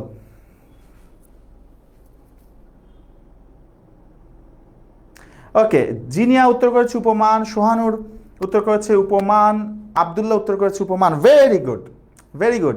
অবশ্যই উপমান হবে। কেন উপমান হবে? কারণ দেখো, ভ্রমর তো একটা প্রাণীর নাম, নাম বোঝালে বিশেষ্য পদ। তো ভ্রমরের বৈশিষ্ট্য কি? ভ্রমরের বৈশিষ্ট্য হচ্ছে তার রং হচ্ছে কালো। তার বৈশিষ্ট্য আছে, বৈশিষ্ট্য মানে বিশেষণ। যেহেতু বিশেষণ আছে, আমরা জানি বিশেষণ থাকলে কি হবে? উপমান হয়ে যাবে। আচ্ছা, এর মধ্যে আমি একজনের কমেন্ট দেখলাম যে বলল ন্যায় মাঝে থাকলে উপমান। অনেকে বলে ন্যায় মাঝে থাকলে উপমান, ন্যায় শেষে থাকলে উপমিত। এটা একেবারে বাজে কথা। ন্যায় কোথায় আছে তার জন্য সমাসের কিছু এসে যায় না। কারণ কি, একটা জিনিস দেখাই, দেখো। আচ্ছা, এই চাঁদমুখ, এটা আমরা দেখলাম উপমিত কর্মধারয় সমাস, তাই না? চাঁদমুখ একটা উপমিত কর্মধারয় সমাস। চাঁদমুখের ব্যাস বাক্য কি হবে? চাঁদের ন্যায় মুখ। চাঁদের ন্যায় মুখ, চাঁদমুখ। তাহলে চাঁদের ন্যায় কোথায় গেল? মাঝখানে গেল না? ন্যায় মাঝখানে গেল, কিন্তু এটা উপমিত কর্মধারয় সমাস। আবার দেখো, ভ্রমর কৃষ্ণ মানে কি? ভ্রমরের ন্যায় কৃষ্ণ। এখানেও ন্যায়টা মাঝখানে, কিন্তু এটা কোন সমাস? উপমান কর্মধারয় সমাস। তার মানে ন্যায় মাঝে থাকলো আর শেষে থাকলো, সেটাতে কিছুই এসে যায় না। মূল কথা হচ্ছে বিশেষণ আছে কিনা। যদি বিশেষণ থাকে তাহলে উপমান হবে, আর বিশেষণ না থাকলে উপমিত হবে। ঠিক আছে? এখন একটা জিনিস দেখো, এখন আমি একটা উদাহরণ নিতে চাই। আমরা শুরুতে একটা উদাহরণ নিয়েছিলাম মহানবী। আমরা বলেছিলাম মহানবী একটা কর্মধারয় সমাস। এখন খেয়াল করে দেখো, এই মহানবী কোন কর্মধারয় সমাস সেটা আমরা একটু দেখতে চাই। কোন কর্মধারয়? প্রথম কথা দেখো, আমরা দেখতে পাচ্ছি দুইটা জিনিসের মধ্যে তুলনা বোঝালে উপমান উপমিত বা উপকর্মধারয় সমাস হয়। দেখো তো, মহানবী, এখানে কি কারোর সাথে কারোর তুলনা করা হচ্ছে? কারোর সাথে কারোর তুলনা হচ্ছে? মহানবী কারোর সাথে কারোর তুলনা হচ্ছে না। যেহেতু কোনো তুলনা হচ্ছে না, তার মানে উপমান উপমিতের উপর কোনোটাই হবে না। এখন এটা মধ্য পদলোপী হতে পারে, কারণ মহানবী আমরা জানি মহানবীর ব্যাস বাক্য কি? মহান যে নবী তাকে আমরা মহানবী বলি, তাই না? মহান যে নবী, মহানবী। তো খেয়াল করে দেখো, এখানে মহানও আছে আবার নবীও আছে, কিন্তু মাঝের যে পদটা সেই পদটা কিন্তু লোপ পেয়েছে। তো মাঝের পদ লোপ পেলে মধ্য পদলোপী কর্মধারয় সমাস হয়। কিন্তু খেয়াল করে দেখো, এই জায়গায় দেখো আমি একটা কথা লিখেছি যে মাঝের পদটি যে, রূপ, ন্যায় বা বিভক্তি হলে মধ্য পদলোপী হবে না। তো মাঝের পদটি যে হলে মধ্য পদলোপী হবে না। তো যেহেতু এখানে মাঝের পদটা যে, তার মানে এটা কিন্তু মধ্য পদলোপীও হবে না। তাহলে একটা জিনিস খেয়াল করো, মহানবী একটা কর্মধারয় সমাস, কিন্তু এই চারটার কোনোটার মধ্যেই আসছে না। এরকম যে সকল কর্মধারয় সমাস এই প্রকারভেদ কোনোটার মধ্যে আসবে না, সেইগুলোকে বলা হবে সাধারণ কর্মধারয় সমাস। কি বলা হবে? সাধারণ কর্মধারয় সমাস। ঠিক আছে? তাহলে যে সকল উদাহরণ, যে সকল কর্মধারয় সমাস এই চারটার কোনটার মধ্যে আসবে না, সেগুলো হবে সাধারণ কর্মধারয় সমাস। আচ্ছা, আকাশ বলছে তাহলে ভাইয়া আমি যদি ন্যায় শেষে বা মাঝখানে নেই, যে কোনো এক জায়গায় নিলে কোনো সমস্যা হবে না তো? সমস্যা হবে কিভাবে? দেখো, আমার সমস্ত পদে যেটা প্রথমে থাকবে সেটাকে আমার ব্যাস বাক্য প্রথমেই লিখবো, আর যেটা পরে থাকবে সেটা পরে লিখবো। সোজা কথা। তো চাঁদ প্রথমে আছে, তাই চাঁদটাকে আগে বসাবো। চাঁদটাকে আগে বসাই দেখবো যে ন্যায় কোথায় বসলে আমার মেলে। তাহলে চাঁদের ন্যায় মুখ, এটা তুমি মুখ চাঁদের ন্যায় বললে হবে না। যেটা শুরুতে আছে সেটাকে শুরুতে বসাবা। এখন একটুখানি আমাকে কমেন্ট করে জানাও যে, আমাদের কর্মধারয় সমাসটা আমরা ক্লিয়ার কিনা। কর্মধারয় সমাসের প্রকারভেদটা ক্লিয়ার হয়েছে কিনা একটুখানি কমেন্ট করো।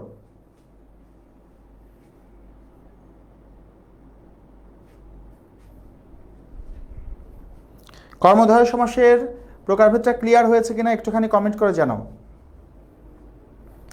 ওকে, সবাই বলছে ক্লিয়ার, ভেরি গুড। আসো আমরা এবার তাহলে চট করে, আমাদের ক্লাস কিন্তু 10টা পর্যন্ত। একজন জিজ্ঞেস করছে ক্লাস কখন শেষ হবে, তা আমরা 10টার মধ্যে কিন্তু শেষ করে দেবো। আমরা চলে যাবো এবার তৎপুরুষ সমাসে। চট জলদি আমাদের শেষ হয়ে যাবে ইনশাল্লাহ। দেখো, তৎপুরুষ সমাস কিভাবে নির্ণয় হবে সেটা আমরা সবাই জানি। আমরা এখন তৎপুরুষ সমাসের প্রকারভেদে যাব। তৎপুরুষ সমাস আমাদের 9 প্রকার। কত প্রকার? 9 প্রকার। দ্বিতীয়া, তৃতীয়া, চতুর্থী, পঞ্চমী, ষষ্ঠী, সপ্তমী, নং, উপপদ, অলুক। তার মানে সহজ কথায় যদি বলি, এই 9 প্রকার কি কি? এই 9 প্রকার হচ্ছে, প্রথম কথা, দ্বিতীয়া থেকে সপ্তমী। দ্বিতীয়া থেকে সপ্তমী মানে হচ্ছে দ্বিতীয়া তৎপুরুষ, তৃতীয়া তৎপুরুষ, চতুর্থী তৎপুরুষ, পঞ্চমী তৎপুরুষ, ষষ্ঠী তৎপুরুষ, সপ্তমী তৎপুরুষ। দ্বিতীয়া থেকে সপ্তমী। আর এরপরে কি আছে? নং, এরপর আছে উপপদ, এরপর আছে অলুক। এ হচ্ছে আমাদের সমাস। 9 প্রকার তৎপুরুষ সমাস। তাহলে 9 প্রকার তৎপুরুষ সমাস কি কি? দ্বিতীয়া থেকে সপ্তমী, নং উপপদ অলুক। কি বললাম? দ্বিতীয়া থেকে সপ্তমী নং উপপদ অলুক। তো আমরা এই সমাসগুলো শিখবো খুব শর্টকাটে, দ্বিতীয়া থেকে সপ্তমী খুব শর্টকাটে শিখবো। চলো আমরা প্রথমে বলছি সমাস কিভাবে চিনবো। দেখো আমরা প্রথমে দ্বিতীয়া থেকে সপ্তমী এই 6টা তৎপুরুষ সমাস আমরা আগে শিখে নেব। ওকে, এখন দেখো আমরা এখানে ক নম্বরে কি লিখেছি, যে যে বিভক্তি লোপ পাবে সেই সমাস হবে। মানে আমরা তো জানি তৎপুরুষ সমাসকে ভাঙলে একটা বিভক্তি পাওয়া যায়, তৎপুরুষ সমাসকে ভাঙলে একটা বিভক্তি পাওয়া যায়। তো যেই বিভক্তি পাবো সেই তৎপুরুষ সমাস হবে। সেই কারণে আমরা এখানে 6টা বিভক্তি লিখে রেখেছি।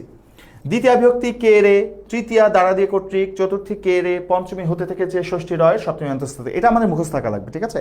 এখন দেখো কিভাবে নির্ণয় করব, খুব মন দিয়ে ভালো করে খেয়াল করো। মনে করো একটা উদাহরণ নিলাম, গায়ে হলুদ, সরি গায়ে হলুদ না, মনে করো একটা উদাহরণ নিলাম গাছ পাকা। আচ্ছা, গাছ পাকা মানে কি?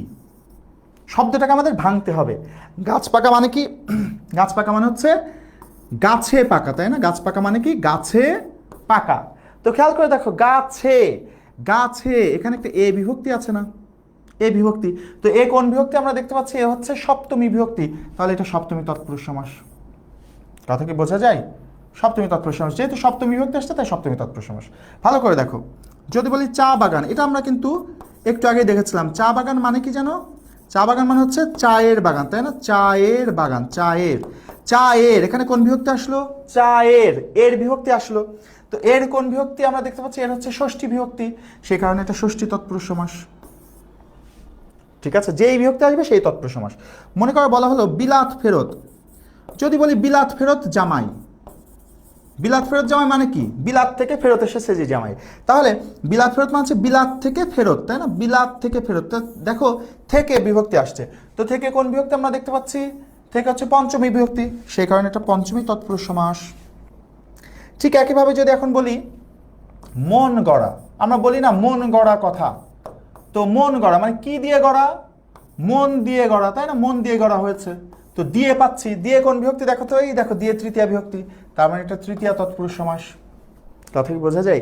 এইভাবে শব্দকে ভাঙলে আমরা যেই বিভক্তি পাবো সেই তৎপুরুষ সমাস হবে। এখানে একটা ছোট্ট একটা সমস্যা আছে, সেটা হচ্ছে আমরা দেখতে পাচ্ছি দ্বিতীয়া বিভক্তিও কে রে, চতুর্থী বিভক্তিও কে রে। তাহলে কে অথবা রে আসলে আমরা দ্বিতীয়া দেবো নাকি চতুর্থী দেবো? ভালো করে খেয়াল করো। আমি দুটো উদাহরণ লিখি। মনে করো একটা লিখলাম দুঃখকে প্রাপ্ত, দুঃখ প্রাপ্ত, দুঃখকে প্রাপ্ত কি হয়? দুঃখ প্রাপ্ত। আচ্ছা, আরেকটা উদাহরণ নিই। মনে করো বললাম গুরু ভক্তি, গুরুকে ভক্তি, গুরুকে ভক্তি কি হয়? গুরু ভক্তি। তো এই যে দুইটা উদাহরণ দেখো, ভালো করে খেয়াল করো, দুঃখকে প্রাপ্ত, দুঃখ প্রাপ্ত, গুরুকে ভক্তি, গুরু ভক্তি, এই দুইটাতেই কিন্তু আমরা দেখতে পাচ্ছি কে বিভক্তি এসেছে, তাই না? কে বিভক্তি এসেছে। যদি কখনো কে বা রে বিভক্তি আসে, কে বা রে বিভক্তি আসলে আমরা বুঝবো সেটা হয় দ্বিতীয় হবে অথবা চতুর্থী হবে। কে বা রে বিভক্তি আসলে সেটা কি হবে? দ্বিতীয় অথবা চতুর্থী। সেই ক্ষেত্রে আমরা দেখব কি, দেখো আমরা বলছি সম্প্রদান হলে চতুর্থী আর সম্প্রদান না হলে দ্বিতীয়া। এখন সম্প্রদান কি জিনিস? সম্প্রদান মানে নিঃস্বার্থভাবে কোনো কিছু দেওয়া। যদি নিঃস্বার্থভাবে কোনো কিছু দেওয়া হয় তাহলে চতুর্থী হবে, আর নিঃস্বার্থভাবে কোনো কিছু দেওয়া না হলে দ্বিতীয়া হবে। ভালো করে খেয়াল করে দেখো তো, দুঃখ প্রাপ্ত, প্রাপ্ত মানে কি? যা পাওয়া গেছে। এখানে কি কোনো কিছু দেওয়া হচ্ছে? দুঃখ প্রাপ্ত, এখানে কোনো কিছু দেওয়া হচ্ছে? কোনো কিছু দেওয়া হচ্ছে না, তার মানে সম্প্রদান হচ্ছে না। যেহেতু সম্প্রদান হচ্ছে না, সেই কারণটা কি হয়ে যাবে? দ্বিতীয়া। কিন্তু দেখো গুরুকে ভক্তি, আচ্ছা গুরুকে ভক্তি করার বিনিময়ে কি আমরা মাসে মাসে বেতন পাই? যে ঠিক আছে তুই আমাকে ভক্তি করবি, আমি মাসে মাসে তোকে বেতন দেবো, তা তো না। তার মানে গুরুকে ভক্তি কিন্তু আমরা নিঃস্বার্থভাবে করি, তাই না? নিঃস্বার্থভাবে ভক্তিটা করি, যেহেতু নিঃস্বার্থভাবে করি সেই কারণে এটা কি হয়ে যাবে? চতুর্থী। তাহলে মনে রাখবা, যদি কে বা রে বিভক্তি পাই তাহলে বুঝবো সেটা দ্বিতীয় অথবা চতুর্থী হবে। সেক্ষেত্রে যদি নিঃস্বার্থভাবে কোনো কিছু দেওয়া হয় তাহলে চতুর্থী, আর কোনো কিছু দেওয়া না হলে দ্বিতীয় তৎপুরুষ সমাস। কথা ক্লিয়ার? আসো পরেরটাতে যাই। ওকে, আরেকটা জিনিস, আমাদের এটা একের ক গেল। এবার দেখো আমরা কিন্তু দ্বিতীয় থেকে সপ্তমী শিখছি, দ্বিতীয় থেকে সপ্তমী আমরা 4টা পয়েন্ট শিখবো। একটা পয়েন্ট গেল, যে যেই বিভক্তি পাবো সেই তৎপুরুষ সমাস হবে। এবার দ্বিতীয় পয়েন্টটা কি বলছে দেখো, দ্বিতীয় পয়েন্ট আমরা বলছি যে ব্যাপ্তি বোঝালে, ব্যাপ্তি মানে কি? ব্যাপ্তি মানে সময়ের বিস্তৃতি, কত সময় ধরে হচ্ছে এরকম সময়ের ব্যাপ্তি বোঝালে সেটা দ্বিতীয় তৎপুরুষ সমাস হবে। ব্যাপ্তি বোঝালে দ্বিতীয় তৎপুরুষ সমাস হবে। যেমন ধরো আমরা যদি উদাহরণ নিই যে চির সুখী, চির সুখী। আচ্ছা চির সুখী মানে কি? চিরকাল ব্যাপী সুখী, চিরকাল ব্যাপী সুখী, তার মানে সুখের ব্যাপ্তি কত? চিরকাল। ঠিক একইভাবে যদি বলি ক্ষণস্থায়ী, ক্ষণস্থায়ী মানে কি? যেটা অল্প সময় স্থায়ী হয়, ক্ষণকাল ব্যাপী স্থায়ী। তাহলে এই যে সময়ের ব্যাপ্তি যদি বোঝায়, বেশি সময়, কম সময়, কতটুকু সময়, এই সময়ের ব্যাপ্তি বোঝালে সেটা দ্বিতীয় তৎপুরুষ সমাস হবে। ওকে, এরপর বলছে সমস্ত পদে উনো হীন শূন্য থাকলে তৃতীয় তৎপুরুষ সমাস হবে। উনো হীন শূন্য, যেমন ধরো আমরা যদি বলি জ্ঞানহীন, আচ্ছা জ্ঞান শূন্য, তারপরে বললাম মনে করো জ্ঞানহীন, তারপরে মনে করো বললাম একোন। ভালো করে খেয়াল করে দেখো, এখানে আমরা দেখতে পাচ্ছি জ্ঞান শূন্য, এখানে শূন্য আছে, জ্ঞানহীন এখানে হীন আছে, একোন এটাকে ভাঙলে হয় 1 যোগ উনো, তার মানে এর মধ্যে একটা উনো আছে। এইরকম যদি সমস্ত পদের মধ্যে উনো হীন বা শূন্য থাকে, উনো হীন বা শূন্য থাকে, তাহলে সেটা তৃতীয় তৎপুরুষ সমাস হবে। ওকে, এরপরে দেখো আমরা বলছি জন্য বা নিমিত্ত বোঝালে, কি বোঝালে? জন্য বা নিমিত্ত বোঝালে চতুর্থী তৎপুরুষ সমাস হবে। জন্য বা নিমিত্ত, নিমিত্ত মানে কি? নিমিত্ত মানে হচ্ছে কারণ, নিমিত্ত মানে কারণ। জন্য বা নিমিত্ত বোঝালে চতুর্থী তৎপুরুষ সমাস। যেমন দেখো আমরা যদি উদাহরণ নিই, যদি আমরা বলি হজ যাত্রা, তাহলে যাত্রাটা কিসের জন্য? হজের জন্য, তাহলে জন্য বোঝাচ্ছে। আবার ধর যদি বলি রান্নাঘর, তাহলে ঘরটা কিসের জন্য? রান্নার জন্য ঘর। আবার যদি বলি বালিকা বিদ্যালয়, বালিকা বিদ্যালয়, তো বিদ্যালয়টা কাদের জন্য? বালিকাদের জন্য বিদ্যালয়। এরকমভাবে যদি জন্য বা নিমিত্ত বোঝায় তাহলে সেটা চতুর্থী তৎপুরুষ সমাস হবে। ওকে, তাহলে দ্বিতীয়া থেকে সপ্তমী এই 6টা সমাসের জন্য আমাদের 4টা পয়েন্ট মনে রাখতে হবে। আমি আরেকবার একটু মনে করে দিই। প্রথমটা হচ্ছে শব্দকে ভাঙলে যেই বিভক্তি পাবো সেই তৎপুরুষ সমাস হবে। দ্বিতীয়ত সময়ের ব্যাপ্তি বোঝালে দ্বিতীয় তৎপুরুষ সমাস হবে। উনো হীন শূন্য থাকলে তৃতীয় তৎপুরুষ সমাস হবে। আর জন্য বা নিমিত্ত থাকলে চতুর্থী তৎপুরুষ সমাস হবে। ঠিক আছে, জন্য বা নিমিত্ত থাকলে চতুর্থী তৎপুরুষ সমাস হবে। ওকে, এখন দেখো এবার চলে আসি, আমাদের দ্বিতীয় থেকে সপ্তমী শেষ, আমরা এবার চলে আসি উপপদ তৎপুরুষ সমাস। দেখো উপপদ তৎপুরুষ সমাস খুবই সহজ, শুধু 2টা চেনার উপায় দেবো, তাহলে উপপদ তৎপুরুষ সমাস হয়ে যাবে। এই উপপদ তৎপুরুষ সমাস কিন্তু পরীক্ষার জন্য খুব খুব খুব গুরুত্বপূর্ণ, পরীক্ষায় খুব নিয়মিত আসে। 2টা উপায়, একটা বলছি এক কথায় প্রকাশ, যত এক কথায় প্রকাশ আছে সবই উপপদ তৎপুরুষ সমাস। যেমন যদি বলি সত্য বলে যে সত্যবাদী, মিথ্যা বলে যে মিথ্যাবাদী, জলে চড়ে যা জলচর, স্থলে চড়ে যা স্থলচর, আকাশে চড়ে যা খেচর, পকেট মারে যে পকেট মার, এরকম যত এক কথায় প্রকাশ আছে সবই উপপদ তৎপুরুষ সমাস হবে। যত এক কথায় প্রকাশ আছে সবই উপপদ তৎপুরুষ সমাস হবে। আর একটা চেনার উপায় হচ্ছে উপপদ তৎপুরুষ সমাসের ক্ষেত্রে সমস্ত পদে একটা ক্রিয়াবাচক পদ থাকে। ক্রিয়াবাচক পদ মানে কাজ বোঝাবে এমন পদ, তার মানে একটা কাজ উল্লেখ থাকে। যেমন ধরো আমরা যদি উদাহরণ নিই কয়েকটা, ধরো বললাম ছা পোষা, আরেকটা উদাহরণ নিই মনে করো ধামা ধরা, ধামা ধরা, আরেকটা উদাহরণ নিই পাতা চাটা। ভালো করে খেয়াল করে দেখো, এখানে এই 3টে উদাহরণই দেখো, ছা পোষা, পোষা কি একটা কাজ না? ধামা ধরা, ধরা একটা কাজ। পাতা চাটা, চাটা একটা কাজ। এরকমভাবে যদি সমস্ত পদে কোনো কাজ উল্লেখ থাকে তাহলে সেটাও কিন্তু উপপদ তৎপুরুষ সমাস হয়। তার মানে উপপদ তৎপুরুষ সমাস 2টা ভাবে চিনব। কয়টা ভাবে? 2 ভাবে উপপদ তৎপুরুষ সমাস চেনা যাবে। প্রথমটা হচ্ছে সকল এক কথায় প্রকাশী উপপদ তৎপুরুষ সমাস, সকল এক কথায় প্রকাশী উপপদ তৎপুরুষ সমাস। আরেকটা হচ্ছে যদি সমস্ত পদে কোনো কাজ উল্লেখ থাকে তাহলে সেটাও উপপদ তৎপুরুষ সমাস হবে। ওকে, এখন দেখো আমি যেটা বলছিলাম একটু আগেই, আমাদের কিন্তু অ্যাডমিশনের কোর্স বি ইউনিটের মানবিক শাখার জন্য আমাদের অ্যাডমিশন কোর্সে কিন্তু অলরেডি ভর্তি চলছে। তোমাদের আমাদের যে অ্যাডমিশন কোর্সটা হবে প্রত্যেকটা বিশ্ববিদ্যালয়ের জন্য কিন্তু আলাদা আলাদা স্পেশালাইজ আমাদের ক্লাস হবে, ঢাকা ইউনিভার্সিটির জন্য আলাদা রিটেন ক্লাস হবে, সব মিলে কিন্তু 80টা লাইভ ক্লাস হবে আমাদের এই কোর্সে। তো বাংলা, ইংরেজি, সাধারণ জ্ঞান 3টা বিষয়ে পড়ানো হবে। এবং তোমরা জানো যে অ্যাডমিশনের পড়াশোনাটা কিন্তু সম্পূর্ণ অন্যরকম। অ্যাডমিশনের পড়াটা কিন্তু খুব তুখর হতে হয়, খুব সূক্ষ্মভাবে শিখতে হয়। এইচএসসির মতো ফাঁক ফোকর দিয়ে গেলে কিন্তু হবে না। তো সেই জায়গা থেকে আমাদের অ্যাডমিশনের কোর্সের জন্য আমরা ব্যাপক হারে প্রস্তুতি নিচ্ছি। তোমরা যারা আমাদের এই যে পিডিএফের কথা জিজ্ঞেস করলে, আমাদের এই ক্লাসের পিডিএফটা, সমাসের পিডিএফ বা আমাদের ফারসিম ভাইয়া যে 3টার সময় ক্লাস নিয়েছে, গতকাল যে ফারহান ভাই ক্লাস নিয়েছেন, এই ক্লাসগুলোর যে পিডিএফ, এই পিডিএফগুলো শুধু তারাই পাবে যারা আমাদের এই কোর্সটাতে এনরোল করবে। এই কোর্সটাতে যারা এনরোল করবা তাদের জন্য আমরা আলাদা একটা ফেসবুক গ্রুপে তাদেরকে অ্যাড করবো এবং সেই গ্রুপে কিন্তু আমাদের এই ক্লাসগুলোর পিডিএফ তোমরা পেয়ে যাবে। ওকে, চলো আমরা একটু আগাই।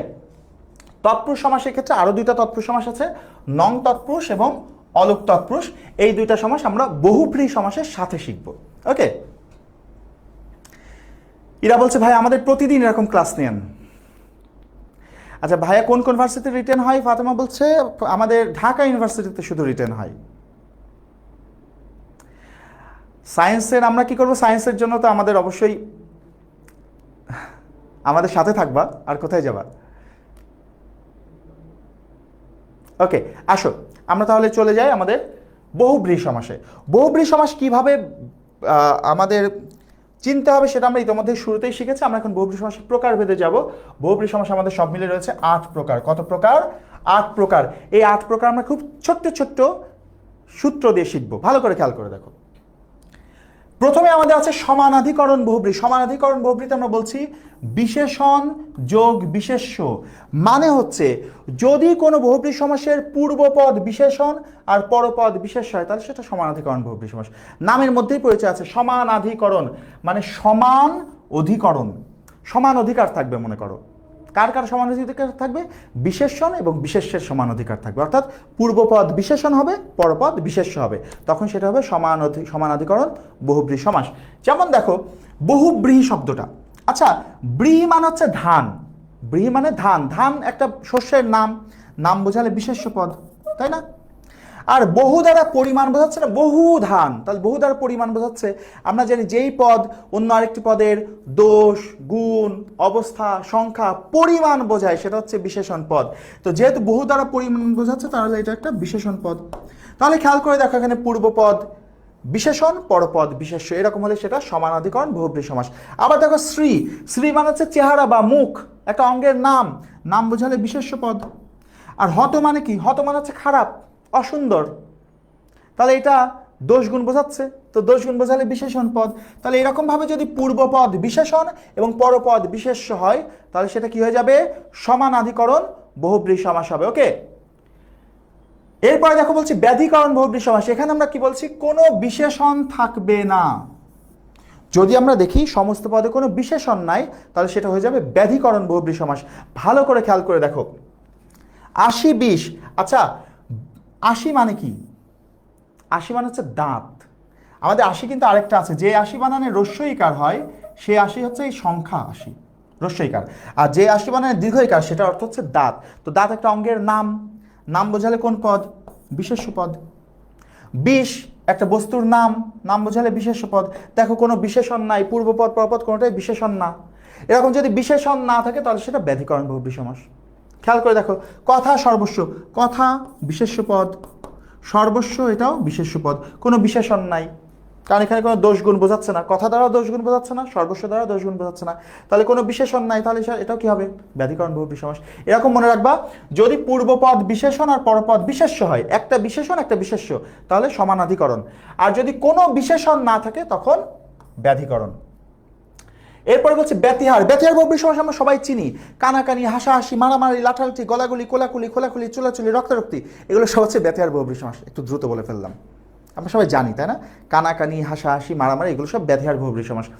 তবে ব্যতিহার বহুব্রীহি সমাসের ক্ষেত্রে একটা জিনিস ভালো করে লক্ষ্য রাখতে হয়। দেখো ব্যতিহার বহুব্রীহি দ্বারা একাধিক ব্যক্তির মিলিত কাজ বোঝাবে, অর্থাৎ একাধিক ব্যক্তি মিলিত আছে এমন বোঝালে সেটা ব্যতিহার বহুব্রীহি সমাস হয়। যেমন দেখো হাতাহাতি, হাতে হাতে যে যুদ্ধ, হাতাহাতি কি একজনে হয়? একাধিক মানুষ লাগে, তাই না? ঠিক একবার কানাকানি, কানাকানি কি একজনে হয়? একাধিক মানুষ লাগে। ঠিক তেমনি একজনে হাসা যায় কিন্তু হাসাহাসি করতে একাধিক মানুষ লাগে। ঠিক তেমনি মারামারি করতে একাধিক মানুষ লাগে। চুলোচুলি, চুলোচুলি মানে চুলে চুলে যে যুদ্ধ, চুলোচুলি করতে একাধিক মানুষ লাগে, তাই না? কোলাকুলি করতে একাধিক মানুষ লাগে, গলাগলি ধরতে একাধিক মানুষ লাগে। এরকমভাবে যদি দেখি যে একাধিক ব্যক্তি যুক্ত আছে, মিলিত আছে এমন কোনো কাজ বোঝায় তাহলে সেটা হয়ে যাবে ব্যতিহার বহুব্রীহি সমাস। এই কারণে আমরা এখানে একটা উদাহরণ নিয়েছি যে লেখালিখিও কি লেখালিখিও কি ব্যতিহার বহুব্রীহি সমাস। খেয়াল করে দেখো, কানাকানি হাসাহাসি এইরকমই একটা উদাহরণ হচ্ছে লেখালেখি।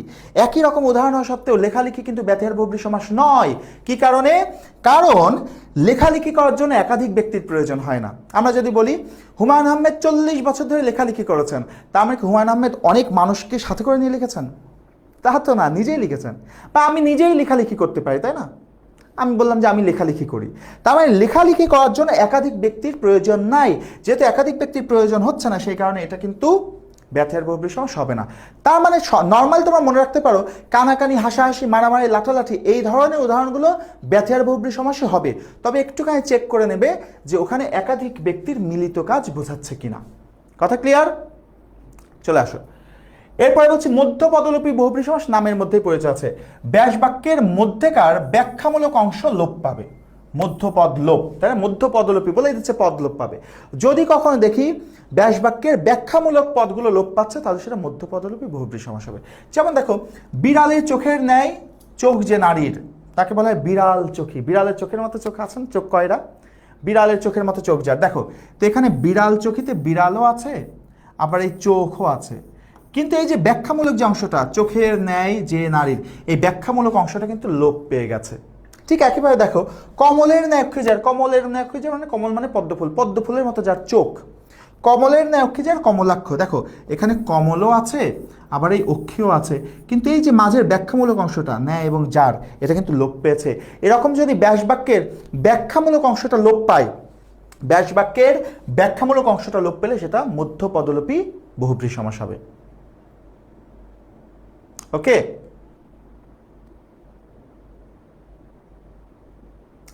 খেয়াল করেন পরেরটাতে যাই, প্রত্যয়ান্ত বহুব্রীহি সমাস। আচ্ছা, একটা জিনিস কি, পড়ার সময় পড়ার কাজটা একটু মন দিয়ে করতে হবে। হ্যাঁ, তোমরা যদি মনে করো যে আমি কমেন্ট দেখছি না, তাহলে কিন্তু ভুল করছে। আমি কমেন্ট দেখছি, ঠিক আছে, কিন্তু আমরা খুব দ্রুত জিনিসটা শেষ করতে চাই, সেই কারণের দিকে যাচ্ছে না। বাট তোমাদের জন্য একটু বলার, সেটা হচ্ছে পড়ার সময় পড়ার দিকে মনোযোগী হতে হবে। কারণ তুমি জীবনে যেই কাজটার দিকে মনোযোগী হবে, সেই কাজটাই তোমার, সেই জিনিসটাই তুমি জীবনে পাওয়া। যে মনে করে সারা জীবন যদি ঘুরে ফিরে বেড়াতে পারতাম, কাজকর্ম বাদ দিয়ে যদি সে ঘুরে ফিরে বেড়ানোর দিকে মনোযোগী হয়, ও সারা জীবন রাস্তায় ঘুরে ফিরে বেড়াতে হবে, বাদাম চেবাতে হবে, জীবনে কিছু করতে পারবে না। কিন্তু কেউ যদি মনে করে যে, দেখবা ওই যে আছে না, যে কিছু মানুষ আছে ভিডিও গেম বানায় পৃথিবী বিখ্যাত হয়ে পড়ছে। ওই যে ছোট ছোট পিচ্চি বাচ্চা, মাঝে মাঝে নিউজ দেখো না, দাবা খেলে বিশ্বের বড় বড় খেলোয়াড়দের হারাই দিচ্ছে। তার মানে কেউ দাবা খেলাটাকে গুরুত্ব দিচ্ছে, তাই দাবা খেলে বিশ্বকে হারিয়ে ফেলছে। তো তোমরা কি আজে বাজে কথাই বিখ্যাত হতে চাও এমন কিছু, যে কারণে ওদিকে মনোযোগী হচ্ছে? পড়াশোনার দিকে মনোযোগী হবে। যদি জীবনে কিছু করতে হয়, পড়াশোনায় ভালো কিছু করতে হয়, তাহলে পড়াশোনার দিকে মনোযোগী হতে হবে। যেই জিনিসটার দিকে মনোযোগী হবে, তোমার জীবনে সেই জিনিসটাই ঘটবে। তো সেই কারণে তোমাদের জন্য আমার পরামর্শ হচ্ছে, পড়ার সময় পড়াটাকে গুরুত্ব দাও, ঠিক আছে?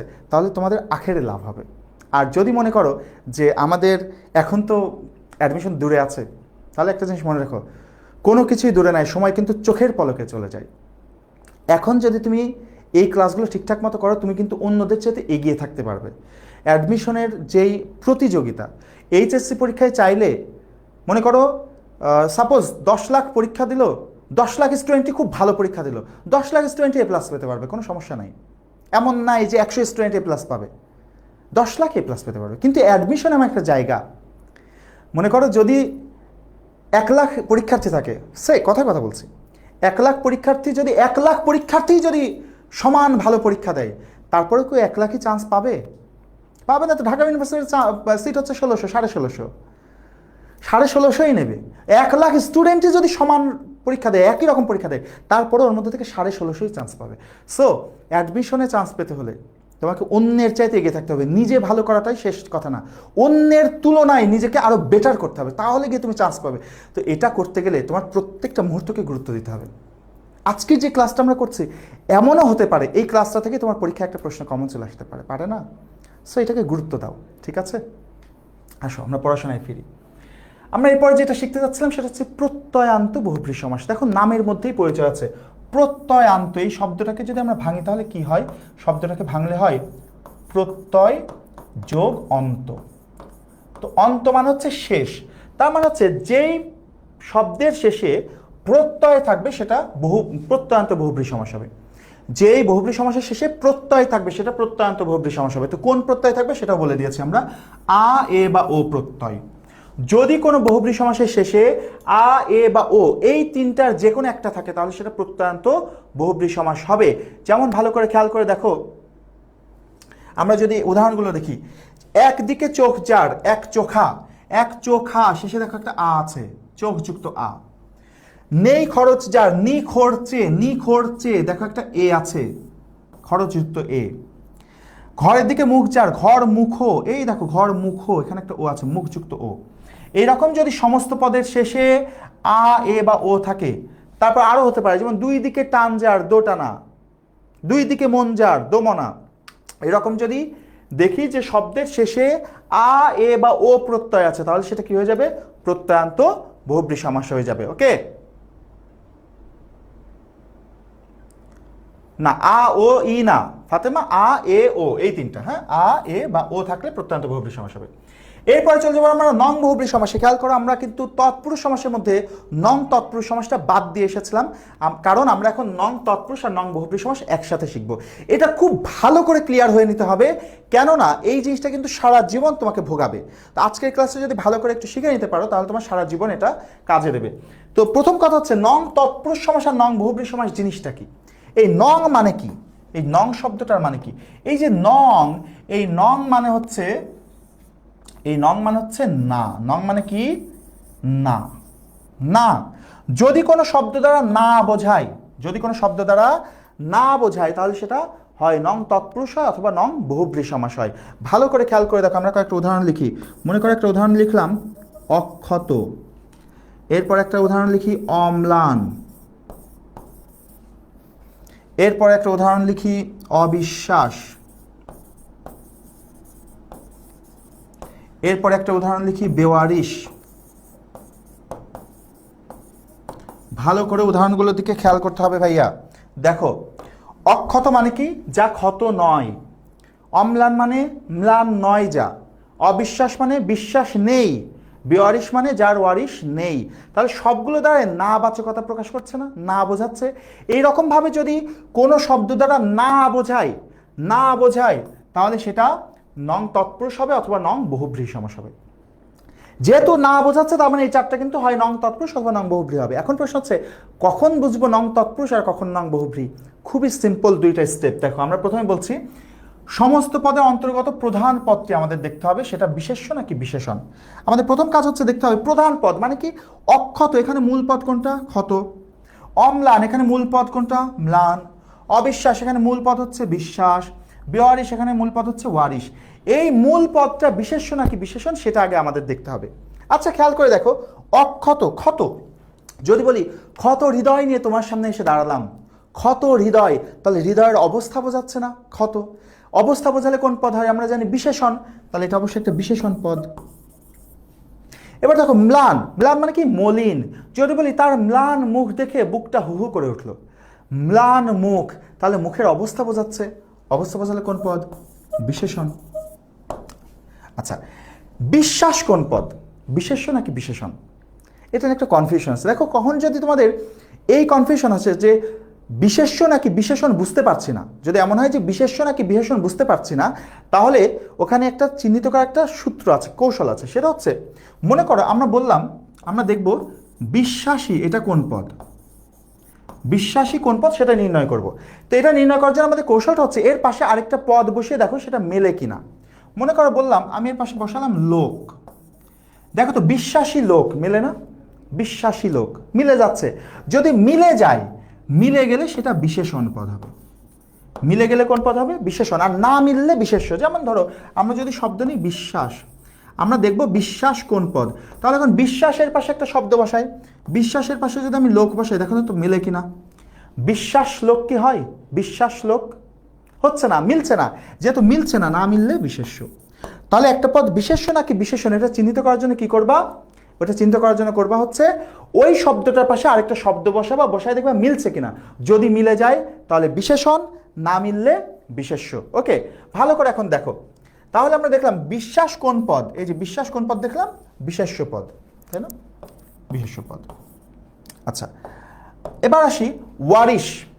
ওয়ারিশ মানে হচ্ছে নাম ঠিকানা বা উত্তরাধিকার। তো নাম ঠিকানা, নাম মানেই তো সেটা বিশেষ্য পদ, তাই না?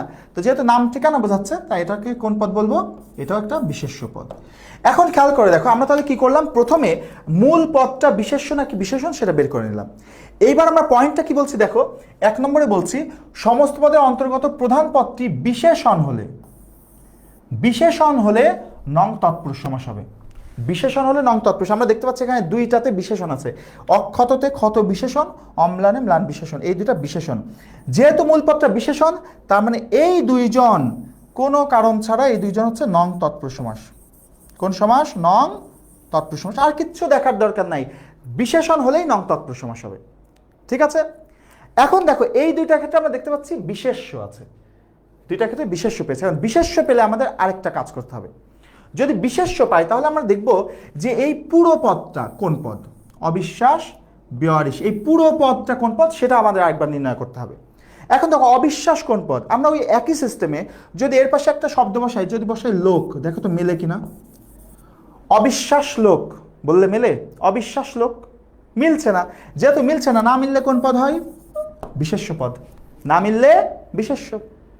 দেখো বেওয়ারিশ, এর পাশে যদি আমি একটা শব্দ বসাই লাশ, দেখো তো বেওয়ারিশ লাশ মিলে কিনা? বেওয়ারিশ লাশ মিলে যাচ্ছে। মিলে গেলে কোন পদ? আমরা জানি মিলে গেলে বিশেষণ পদ। ঠিক আছে? এইবার খেয়াল করে দেখো ভালো করে, যদি আমরা দেখি দুইটাই বিশেষ্য, মূল পদটাও বিশেষ্য, আবার এই পুরো পদটাও বিশেষ্য, দুইটাই যদি বিশেষ্য হয় তাহলে সেটা হয়ে যাবে নং তৎপুরুষ সমাস। আর যদি দেখি মূল পদটা বিশেষ্য কিন্তু সমস্ত পদটা বিশেষণ, বিশেষ্য আর বিশেষণ দুই রকম হয়, তাহলে সেটা হয়ে যাবে নং বহুব্রীহি সমাস। কথা ক্লিয়ার? আমি তাহলে আরো একবার বলে দিচ্ছি এই জিনিসটা ভালো করে দেখো। তাহলে আমরা কি বললাম?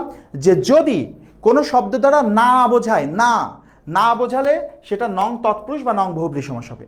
সেই ক্ষেত্রে আমরা দেখব মূল পদটা কোন পদ, বিশেষ্য নাকি বিশেষণ। যদি দেখি ওর মূল পদটা বিশেষণ, তাহলে সেটা নং তৎপুরুষ সমাস হবে, আর কোনো কথা নাই। আর যদি দেখি মূল পদটা বিশেষ্য, তখন আমরা দেখব ওই পুরো পদটা কোন পদ, এই অবিশ্বাসটা কোন পদ, এই বেওয়ারিশটা কোন পদ, পুরো পদটা কোন পদ। যদি দেখি দুইটাই বিশেষ্য, তখন সেটা নং তৎপুরুষ হয়ে যাবে। আর যদি দেখি একটা বিশেষ্য একটা বিশেষণ, তখন সেটা নং বহুব্রীহি সমাস হয়ে যাবে। একটুখানি আমাকে কমেন্ট করে জানাও তো এই পর্যন্ত বুঝেছি কিনা আমরা। আমাদের আর একটা সমাস আছে, এই পর্যন্ত বুঝেছি কিনা একটু কমেন্ট করে জানাও তো। ওকে, তোমাদের বলছে ক্লিয়ার। ওকে, ভেরি গুড। এইবার আসো আমাদের আরেকটা বহুব্রীহি সমাস আছে, সেটা হচ্ছে অলুক বহুব্রীহি সমাস। অলুক সমাস কিন্তু আমরা প্রথমে একটা শিখেছিলাম, মনে আছে? অলুক দ্বন্দ্ব। তারপরে হচ্ছে আমরা তৎপুরুষ সমাসের মধ্যে অলুক তৎপুরুষটা বাদ দিয়েছিলাম, আর এখন হচ্ছে অলুক বহুব্রীহি। তো আমাদের দেখতে পাচ্ছি অলুক সমাস তাহলে কয়টা? 3টা। অলুক সমাস আমাদের 3টা। তো আমরা বলেছিলাম অলুক মানে হচ্ছে বিভক্তি লোপ পাবে না, মানে বিভক্তি থাকবে। অলুক মানে কি? অলুক মানে কি বললাম? বিভক্তি থাকবে। অলুক মানে বিভক্তি থাকবে। তাহলে খেয়াল করো, আমি কয়েকটা উদাহরণ লিখতে চাই। মনে করো বললাম, একটা উদাহরণ নিলাম, দেশে বিদেশে। আরেকটা উদাহরণ নিলাম, গরুর দুধ। আরেকটা উদাহরণ নিলাম, গায়ে হলুদ। ভালো করে উদাহরণগুলোর দিকে তাকাও, খেয়াল করে দেখো। দেশে বিদেশে, দেশে এখানে একটা এ বিভক্তি আছে, বিদেশে এখানে একটা এ বিভক্তি আছে। গরুর দুধ, এখানে একটা র বিভক্তি আছে, দুধের সাথে কোনো বিভক্তি নাই। গায়ে হলুদ, গায়ে এখানে একটা এ বিভক্তি আছে, হলুদে কোনো বিভক্তি নাই। এখন দেখো, আমরা দেখতে পাচ্ছি এই 3টা উদাহরণে কিন্তু আমরা দেখতে পাচ্ছি বিভক্তি যুক্ত আছে। এখানে 2টা পদেই বিভক্তি যুক্ত আছে, এখানে পূর্ব পদে, এখানে পূর্ব পদে বিভক্তি যুক্ত আছে। যদি বিভক্তি যুক্ত থাকে তাহলে সেটা অলুক সমাস হবে। বিভক্তি যুক্ত থাকলে সেটা কোন সমাস? অলুক সমাস। অলুক সমাস মানে 2টা সমাস, কি 3টা সমাস, সেটা কি কি? অলুক বহুব্রীহি বা অলুক তৎপুরুষ বা অলুক দ্বন্দ্ব। বিভক্তি থাকলেই সেটা অলুক সমাস হবে। অলুক সমাস মানে কয়টা? 3টা, হয় অলুক দ্বন্দ্ব অথবা অলুক তৎপুরুষ অথবা অলুক বহুব্রীহি সমাস। এখন কিভাবে চিহ্নিত করব কোনটা কোন অলুক? ভালো করে খেয়াল করো, আমরা বলছি অলুক দ্বন্দ্বতে আমরা একটা কথা লিখেছি, সব পদে বিভক্তি। যদি আমরা দেখি সবগুলো পদেই বিভক্তি আছে, তাহলে সেটা অলুক দ্বন্দ্ব সমাস হয়ে যাবে। ভালো করে দেখো তো, দেশে বিদেশে, এখানে দেখো দেশের সাথে এই বিভক্তি, বিদেশের সাথে এই বিভক্তি, সবগুলো পদেই বিভক্তি আছে না? যদি এরকম সবগুলো পদেই বিভক্তি থাকে তাহলে সেটা কি হয়ে যাবে? অলুক দ্বন্দ্ব। ঠিক আছে, বাকি দুইটা উদাহরণ দেখো। গরুর দুধ, এখানে শুধু পূর্ব পদে বিভক্তি আছে, পরপদে নাই। গায়ে হলুদ, এখানে শুধু পূর্ব পদে বিভক্তি আছে, পরপদে নাই। যদি শুধু পূর্ব পদে বিভক্তি থাকে, এই দেখো কেবল পূর্ব পদে যদি বিভক্তি থাকে, শুধু পূর্ব পদে বিভক্তি থাকলে সেটা অলুক তৎপুরুষ অথবা অলুক বহুব্রী হবে। তাহলে এই দুইটাতে যেহেতু শুধু পূর্ব পদে বিভক্তি আছে, তাই এই দুটো হয় অলুক তৎপুরুষ অথবা অলুক বহুব্রী হবে। এখন কখন তৎপুরুষ কখন বহুব্রী, এটা খুবই সিম্পল, আমরা ইতিমধ্যে শিখেছি। তৎপুরুষ সমাস কোন পদ প্রধান? আমরা জানি তৎপুরুষ সমাস হচ্ছে পরপদ প্রধান, তাই না? তার মানে পরপদ প্রাধান্য পেলে অলুক তৎপুরুষ হয়ে যাবে, আর কোনো পদই প্রাধান্য না পেলে বহুব্রী হয়ে যাবে। তো এখন দেখো, গরুর দুধ। আচ্ছা, আমি যদি বলি আমাকে 1 লিটার গরুর দুধ দাও, আমাকে 1 লিটার গরুর দুধ দাও, তার মানে কি আমাকে 1 লিটার গরু দেবে নাকি 1 লিটার দুধ দেবে? অবশ্যই 1 লিটার দুধ দেবে। তার মানে গরুর দুধ বলতে তো আমরা দুধটাকেই বুঝি, তো দুধ কোন পদে আছে? পরপদে। তো পরপদ প্রাধান্য পেলে কি হবে? অলুক তৎপুরুষ। আর গায়ে হলুদ তো আমরা একদম প্রথমেই শিখেছিলাম, গায়ে হলুদ দ্বারা গা কেউ বোঝায় না, হলুদকেও বোঝায় না, গায়ে হলুদ একটা অনুষ্ঠানের নাম। তার মানে যেহেতু তৃতীয় পদের অর্থ প্রাধান্য পাচ্ছে, সেই কারণে এটা অলুক বহুব্রী সমাস। তাহলে আমি এই ব্যাপারটা আরো একবার ক্লিয়ার করি। যদি কোনো, আমরা দেখি যদি সমস্ত পদের সাথে কোনো বিভক্তি যুক্ত আছে, বিভক্তি যুক্ত থাকলে সেটা হয় অলুক দ্বন্দ্ব হবে, অথবা অলুক তৎপুরুষ হবে, অথবা অলুক বহুব্রী হবে। সেক্ষেত্রে যদি সবগুলো পদেই বিভক্তি থাকে তাহলে অলুক দ্বন্দ্ব, যদি শুধু পূর্ব পদে বিভক্তি থাকে তাহলে অলুক তৎপুরুষ বা অলুক বহুব্রী। সেক্ষেত্রে আমরা দেখব পরপদ প্রাধান্য পেলে অলুক তৎপুরুষ, আর কোনো পদে প্রাধান্য না পেলে অলুক বহুব্রী সমাস। ওকে, এবং লাস্ট সংখ্যাবাচক বহুব্রী। খেয়াল করে দেখো, সংখ্যাবাচক বহুব্রী আর দ্বিগু সমাস, এই দুইটা আমরা একসাথে শিখব। কারণ মনে রাখবা, যদি কোনো সমস্ত পদের শুরুতে সংখ্যা থাকে, কোনো সমস্ত পদের শুরুতে যদি সংখ্যা থাকে, তাহলে সেটা দুইটা সমাস হতে পারে, সংখ্যাবাচক বহুব্রী বা দ্বিগু। মনে করো আমরা যদি লিখি, আমরা একটা উদাহরণ লিখলাম, মনে করো চৌচালা। আরেকটা উদাহরণ লিখি, চৌরাস্তা। ভালো করে খেয়াল করে দেখো, এই চৌচালা এবং চৌরাস্তা দুইটারই শুরুতে কিন্তু সংখ্যা আছে। এখানেও আছে চৌ, এখানে আছে চৌ। চৌ মানে হচ্ছে 4, তাই না? 4 হচ্ছে সংখ্যা। তা এখন খেয়াল করে দেখো,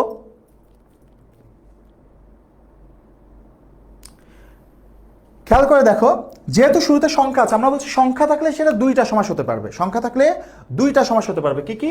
সংখ্যাবাচক বহুব্রী এবং দ্বিগু। যেহেতু দুইটা শুরুতে সংখ্যা আছে, তার মানে এগুলো হয় সংখ্যাবাচক বহুব্রী হবে অথবা দ্বিগু সমাস হবে। সেই ক্ষেত্রে কখন কোনটা হবে কিভাবে বুঝবো? খুবই সিম্পল। দেখো, আমাদের এখন দেখতে হবে যে এই পদটা আসলে কোন পদ। তাহলে আমরা পদটা বের করতে পারলে আমরা বুঝে ফেলতে পারবো। খেয়াল করে দেখো, চৌচালা আর চৌরাস্তা কোনটা বিশেষ্য কোনটা বিশেষণ, সেটা শুধু নির্ণয় করব। তো আমরা ওই যে প্রক্রিয়া বলেছিলাম সেই প্রক্রিয়াতেই যাই, একটা পদ বসিয়ে দেখি মেলে কিনা। তাহলে চৌচালা, এর পাশে যদি আমরা বসাই ঘর, দেখো তো মেলে কিনা। চৌচালা ঘর, চৌচালা ঘর, মিলে যাচ্ছে না? মিলে যাচ্ছে। মিলে গেলে কোন পদ? আমরা জানি মিলে গেলে বিশেষণ পদ, তাই না? মিলে গেলে বিশেষণ। আচ্ছা, চৌরাস্তা, চৌরাস্তা কি একটা স্থানের নাম না? যেখানে 4টা রাস্তা মিলিত হয় সেই 4 রাস্তা মোড়কে বলে চৌরাস্তা। প্রত্যেকটা জেলাতেই কিন্তু একটা চৌরাস্তা থাকে, যেমন গাজীপুরে চৌরাস্তা নামে একটা বিখ্যাত জায়গা আছে। তো চৌরাস্তা তার মানে একটা স্থানের নাম। তো নাম বোঝালে কোন পদ হয়? আমরা জানি নাম বোঝালে বিশেষ্য পদ হয়। তো এখন খেয়াল করে দেখো, আমরা দেখছি চৌচালা বিশেষণ আর চৌরাস্তা বিশেষ্য। এইবার দেখো আমরা নিয়মে যাই। নিয়মের মধ্যে আমাদের কি বলা হচ্ছে দেখো, যে সমস্ত পদে, আচ্ছা সমস্ত পদটি যদি বিশেষণ হয়, বিশেষণ হলে কি হবে? সংখ্যাবাচক বহুব্রী। তো যেহেতু চৌচালা বিশেষণ, তার মানে এটা সংখ্যাবাচক বহুব্রী হবে। আর যদি সমস্ত পদটা বিশেষ্য হয় তাহলে কি হবে? দ্বিগু। তো খেয়াল করো, যেহেতু এটা বিশেষ্য, তার মানে এটা দ্বিগু হয়ে যাবে। কথা ক্লিয়ার? তাহলে আরেকবার বলে দিই, যদি সমস্ত পদের শুরুতে সংখ্যা থাকে, যদি সমস্ত পদের শুরুতে সংখ্যা থাকে, তাহলে সেটা দুইটা সমাস হতে পারবে। কি কি? সংখ্যাবাচক বহুব্রী এবং দ্বিগু। সেই ক্ষেত্রে যদি পদটা বিশেষণ হয় তাহলে সংখ্যাবাচক বহুব্রী, আর পদটা বিশেষ্য হলে দ্বিগু সমাস। ওকে, আমাদের মোটামুটি শেষ। আমাদের লাস্ট শুধু আরেকটা সমাস, নিত্য সমাসটা শিখে আমরা শেষ করে দেবো। নিত্য সমাসের জন্য আমরা বেশি কিছু শিখবো না, শুধু দুইটা চেনার উপায় দেবো। নিত্য সমাসটা পরীক্ষায় কিন্তু খুব নিয়মিত আসে। নিত্য সমাস চেনার দুইটা উপায়, একটা হচ্ছে অন্তর আর একটা হচ্ছে মাত্র। যদি কোনো শব্দের শেষে অন্তর থাকে তাহলে সেটা নিত্য সমাস হয়। যেমন ধরো, যদি উদাহরণ দিই দেশান্তর, এই দেখো দেশান্তর, অন্তর আছে, অন্তর থাকলে নিত্য সমাস।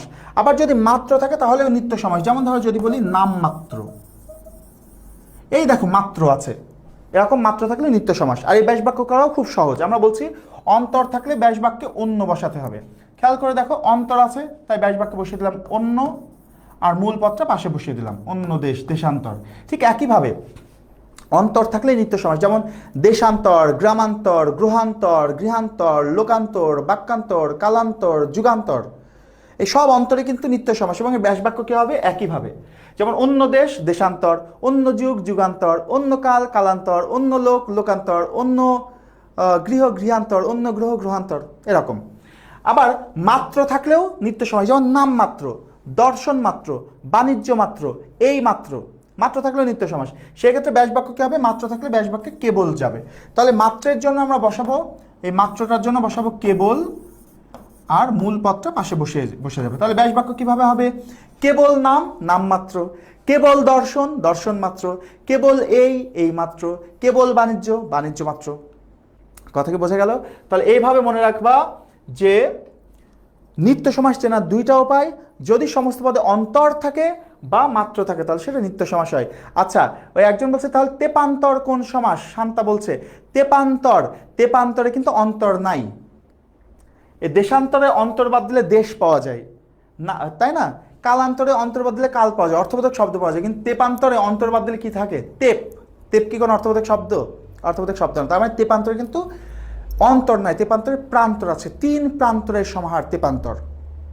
ঠিক আছে শান্তা? তাহলে আমি যেটা বললাম, নিত্য সমাস চেনার দুইটা উপায়। একটা হচ্ছে সমস্ত পদে যদি অন্তর থাকে বা মাত্র থাকে তাহলে সেটা নিত্য সমাস হয়। ওকে, তাহলে এই হচ্ছে আমাদের কথা। এখন একটুখানি জানাও যে আমাদের এই সমাস সম্পূর্ণটা বুঝতে পেরেছো কিনা, একটুখানি আমাদের কমেন্ট করে জানাও। তো সবশেষ আরও একবার জানাই দিই, আরও একবার মনে করাই দিচ্ছি, আমাদের ভার্সিটি বি ইউনিটের অ্যাডমিশন কোর্সে 2025 সালে আমাদের এই কোর্সে কিন্তু অলরেডি এনরোল করার সুযোগ দেওয়া হয়েছে। তোমরা 1000 টাকা ছাড়ে মাত্র 4000 টাকা কিন্তু এখন এনরোল করতে পারো এই কোর্সটাতে। এবং আমাদের চৌকস, দক্ষ এবং অভিজ্ঞ শিক্ষক মণ্ডলী কিন্তু তোমাদের এই কোর্সটাতে তোমাদেরকে হেল্প করবেন। ওকে ওকে, সবাই বলছে অল ক্লিয়ার। বাহ, চমৎকার, ভেরি গুড, ভেরি গুড। তো এই হচ্ছে আমাদের কিন্তু সমাস কিন্তু আমরা 1.5 ঘন্টার কম সময়ে করেছি, কারণ 10টা 2 বাজে আমরা কিন্তু ক্লাস শুরু করেছিলাম, শুরুতে কথা বলেছিলাম 7-8 মিনিট, মোটামুটি কিন্তু আমরা 1 ঘন্টা 23 মিনিটে সমাস কমপ্লিট করে ফেলেছি। আলহামদুলিল্লাহ, সবাই বুঝতে পেরেছো, ভেরি গুড। তো যা তোমাদের বন্ধু বান্ধব সবাইকে, নিজেরা তো বটেই, বন্ধু বান্ধবকেও জানিয়ে দিবে যে আমরা কিন্তু আমাদের অ্যাডমিশন কোর্সের বি ইউনিটে ইতিমধ্যে ভর্তি চলছে, এখানে তোমরা কিন্তু অবশ্যই এনরোল করে নেবে। আর আমাদের এই ক্লাসগুলো, যে ক্লাসগুলো আমরা আজকে নিলাম, ফারহান ভাই গতকাল নিয়েছেন, ফারসিম আজকে নিয়েছে দুপুরে, এই সকল ক্লাসের পিডিএফ তোমরা যখন এই কোর্সে এনরোল করবে তোমাদের একটা ফেসবুক গ্রুপে যুক্ত করা হবে, সেই গ্রুপে কিন্তু আমরা সব পিডিএফ দিয়ে দেব। ঠিক আছে? তো সবার জন্য অনেক অনেক ধন্যবাদ। সবাই ভালো থাকো, সুস্থ থাকো। দেখা হবে আবার আমাদের পরবর্তী ক্লাসে। আজকের মতো এই পর্যন্তই। আর ক্লাসটা কেমন লাগলো সেটা অবশ্যই কিন্তু আমাদের গ্রুপে রিভিউ দিয়ে জানাবে। আল্লাহ হাফেজ।